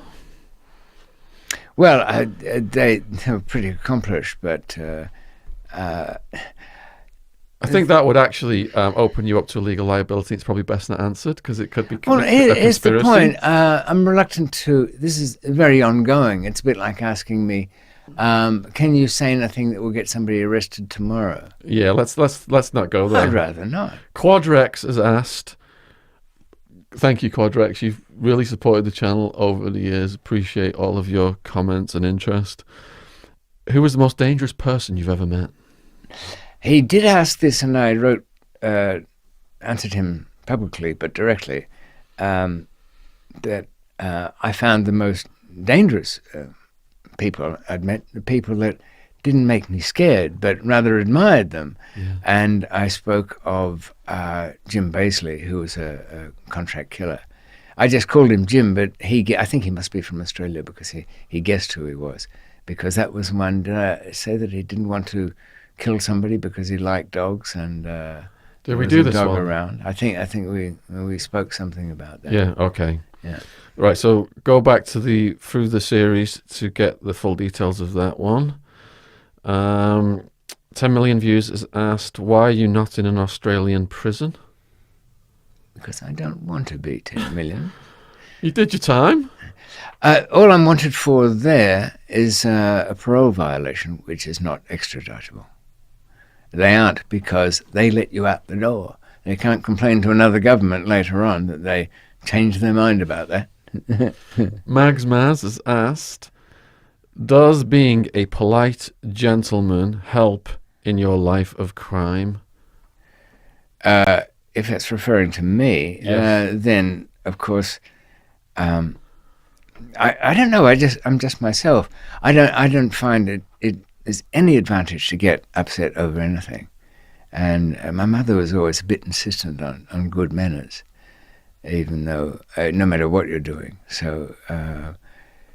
Even if it's the worst thing on earth, I'd try not to be impolite about it.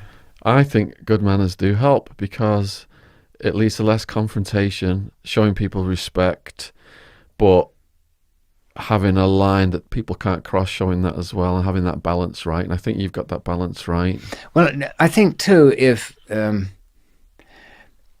you show certain standards to somebody, even if they've got bad intent, they kind of automatically try and match standards of their own, even if they're bad ones, but they will apply them in the same way. If you've got a calmness as well, people will come down to your level if they're like angry, aggressive people sometimes. I've noticed No, it can help. I might have that because my pet dogs all fall asleep when I pick them up.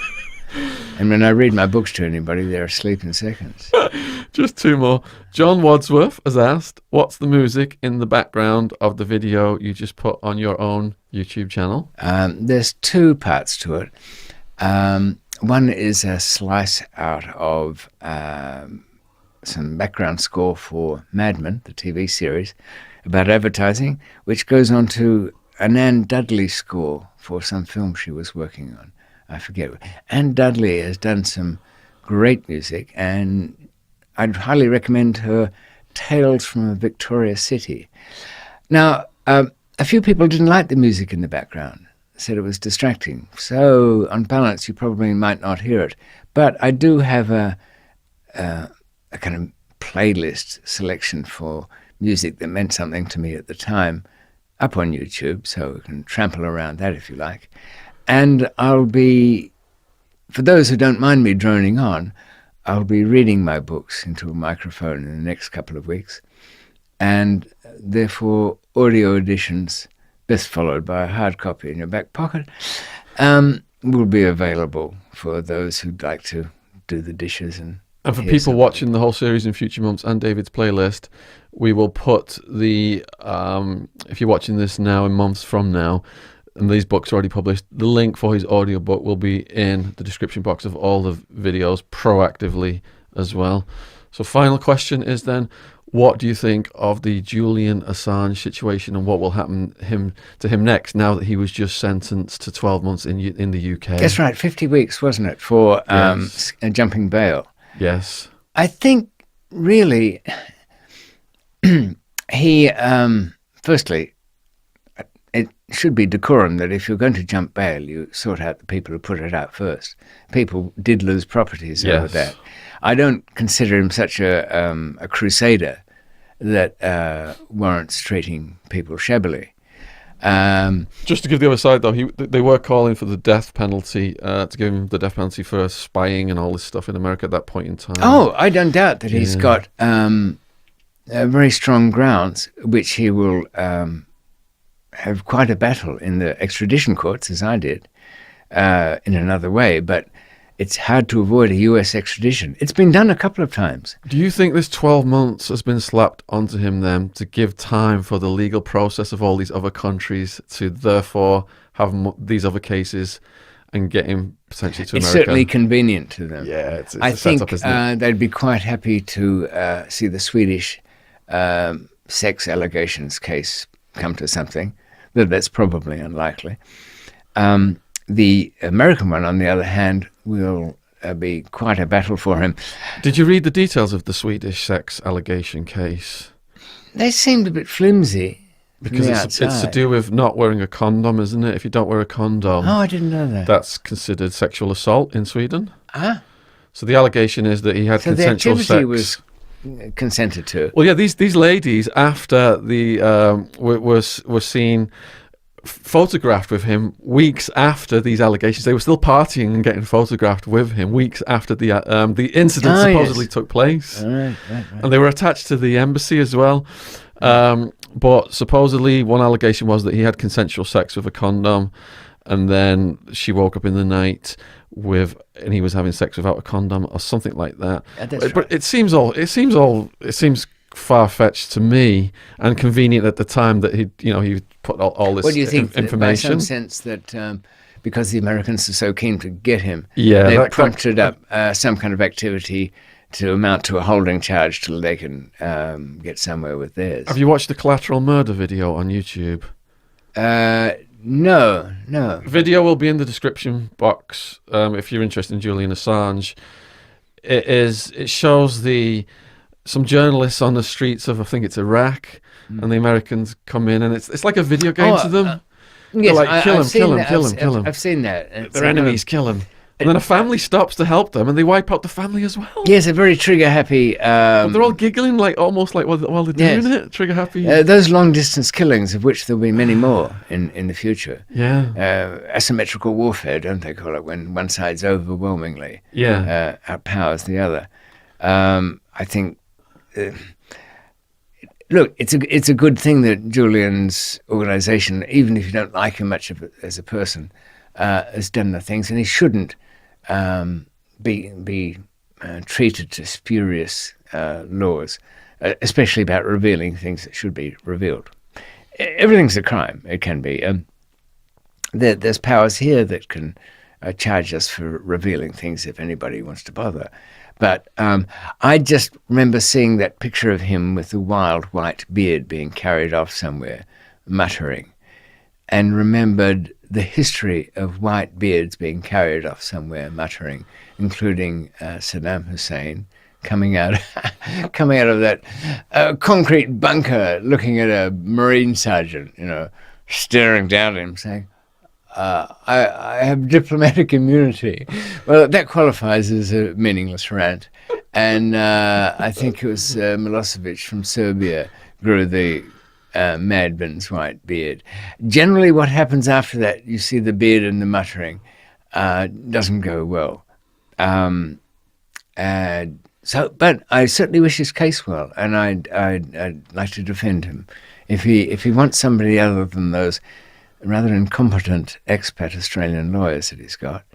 By the way, I wrote to one of them. What's his name? The guy, Robertson. If he'd take on my extradition case, and I didn't hear anything back. He didn't want it. Bit of a show pony, though they're quite good as a lawyer, but more of a television identity. Now he needs something interesting, doesn't he? And you don't live too far from where he's being held either, do you? Isn't he in London right now? I think he's in Belmarsh, I would expect. Okay. He's jumped bail, he's got potential for helpers. That's enough to put him in a canary suit. That is the green and yellow suit that you were forced to wear, as I was, when you're considered a flight risk and escape potential. So if he does ultimately end up in the American judicial system, what do you think? Federal, isn't it? What do you think the outcome will be for him there? What is his fate? Providing they don't invoke some special clauses to take it out of the hands of civilian courts. I think it's down to his supporters. Well, can they do that in the interest of national security? Not easily, because an extradition case, part of the deal is Britain, or wherever he goes from, will only agree to face this particular charge. They can bring no further charges once he's there. That's part of the international agreement with extraditions. Also, it will have to be a trial conducted in a certain way agreed, which will be in the civilian courts. I remember when the IRA guys and somebody I knew in there were being tried in New York City for some bits of mischief. They had plenty of dough, and their legal team went out doing surveys on the potential jurors in the area. They had a complete breakdown from the jury pool of what their core beliefs were and thinking. You can imagine how frowned upon that would be in the UK if you hired a legal team to do general, not particular by name, polls of what the belief system was of the jury pool from which they were drawn. Did OJ do some of that? Yes, he had. I think I saw that in People versus OJ. He will have available to him, if he's got the money, some quite sophisticated defence technology. So they won't be able to take Julian off and just waterboard him somewhere? No. He will get probably fair treatment. I think really the Americans know they won't be plugging leaks, and punishing him by conviction won't mean very much. I think they'd be a bit like Thailand was in my extradition case, happy with the fact that their power, their reach is recognised and they were given their man. What happens to him won't mean much. I suppose they'll be able to have a grand jury and some sealed indictments on a few people around him to give them a headache. But I don't think he'll ever get convicted of anything. You don't think he'll ever get convicted of anything in America if they go through all this? No, I think carefully. Well, if his defence is handled properly, it could and you shut him up. You don't want him on the stand. He'd shoot himself in the foot speaking. He sounds like a fabulous self-promoter, and like a little kid sometimes who's had his toys taken away from him. No, he just sits there quietly looking sad. That's all I'd want out of him if I was his defence counsel. And I would tear into the legality of what exactly it was that he did. And you wouldn't brook any of this vagaries of conspiracy to. You tear that up. Well, because he's rocked so many boats in politics around the world, I think if they do get him over there, because they've made such big headlines out of it, that they'll give him a long sentence. I think the dice are loaded in the judicial system, and the government is the house. It is so, but even from your time, didn't you get the feeling that in America it's fair play to the richest dealer at the table? Somebody who is outfoxes, outwits, and has a more expensive team is generally awarded the prize, and the government is not necessarily the winner at the end of the day. And that, you say, yes, possibly, but that doesn't apply to national security issues. Yeah. Yes, you'd think that, but I think he might weaken to some kind of plea deal. I think because of the national security issues, it ratchets it up from the OJ level. But yeah, it probably end up in a plea deal. Trump, when he was battling Hillary for presidency, said, "I love WikiLeaks." But now he's saying, "Who's Julian Assange?" Poor old Donald. He's a unique personality, isn't he? But I think he's the president they deserve at the moment. Do you think Trump will do anything for Julian? No, I don't think he gives a toss one He's way just or expendable.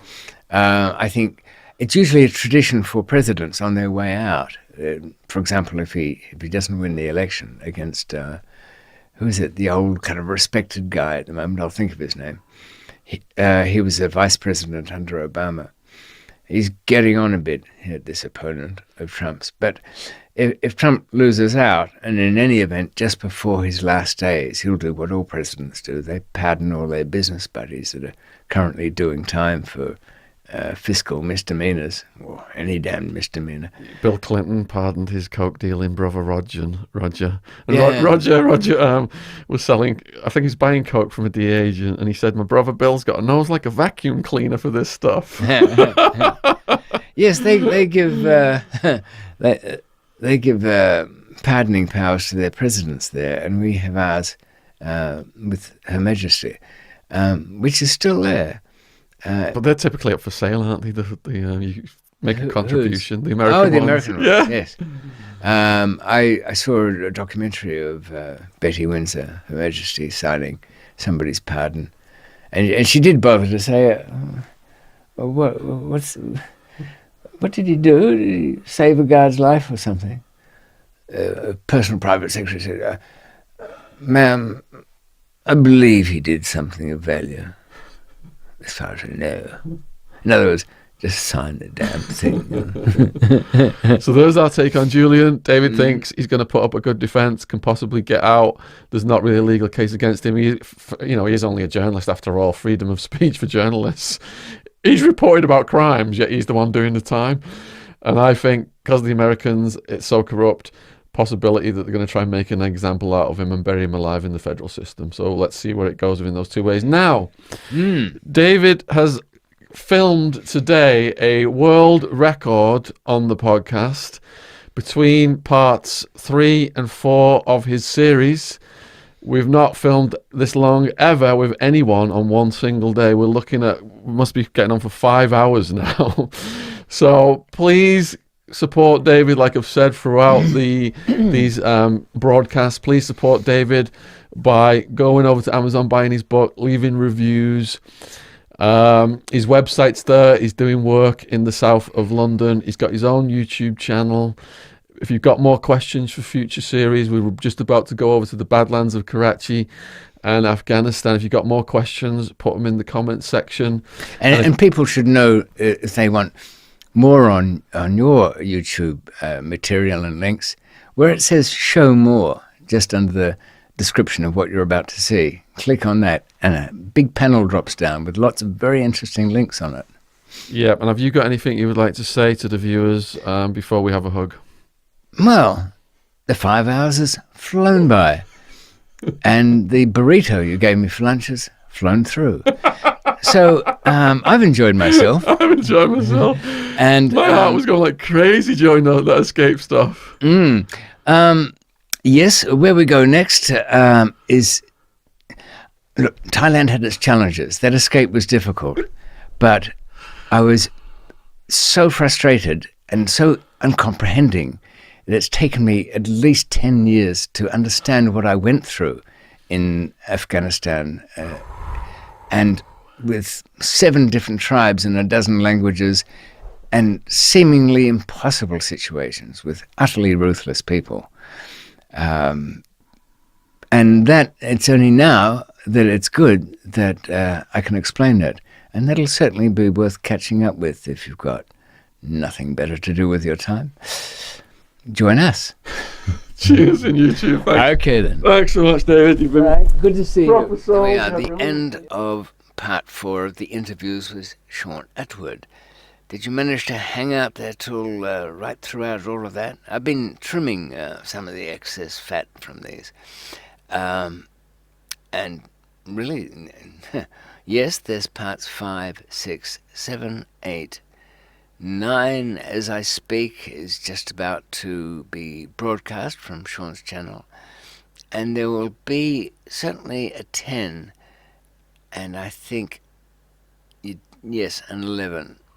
Maybe rounded out to a dozen. I'll be pretty much worn out by then. I tell you what, just as a little bit of a rider, for the details that these interviews are not giving, you could turn to my books, particularly Unforgiving Destiny. I've been, in fact, when I finish talking to you now, I've got a few more hours to record of the audio version of Unforgiving Destiny. And if you drop me a note through my website, which has got a link under the links section that accompany this video, I'll let you know when it's available. And I tell you what, here's another thing. I've been thinking of narrating books other than my own. I found a whole lot of kind of dark, kind of interesting 1930s crime novels, and a few other little short bits and pieces that I think will go well. Anyway, something I'd like to do. I'm trying to shift away from my day job into getting not only my own fiction done and non-fiction, but I've only got about, seriously, I'm 64 now. I think I'll be lucky to have 15 years more left. And I've got quite a lot to say, and plenty to tell worth hearing. I hope you'll agree anyway. Okay, so you can either go to part 5, which if you can't find it on my channel, zip over to Shaun's, and it's got some long-winded title, but it does say part 5 somewhere, and you can go on with it. Or watch some of my peculiar little advisories and short videos on things that seem important to me at 3 o'clock in the morning. Okay, all the best, people. Thanks for getting over 5,000, by the way. No, it wasn't 5,000 pounds or dollars. I mean subscribers. And don't forget to share. Share like you share a virus. By accident. With apologies.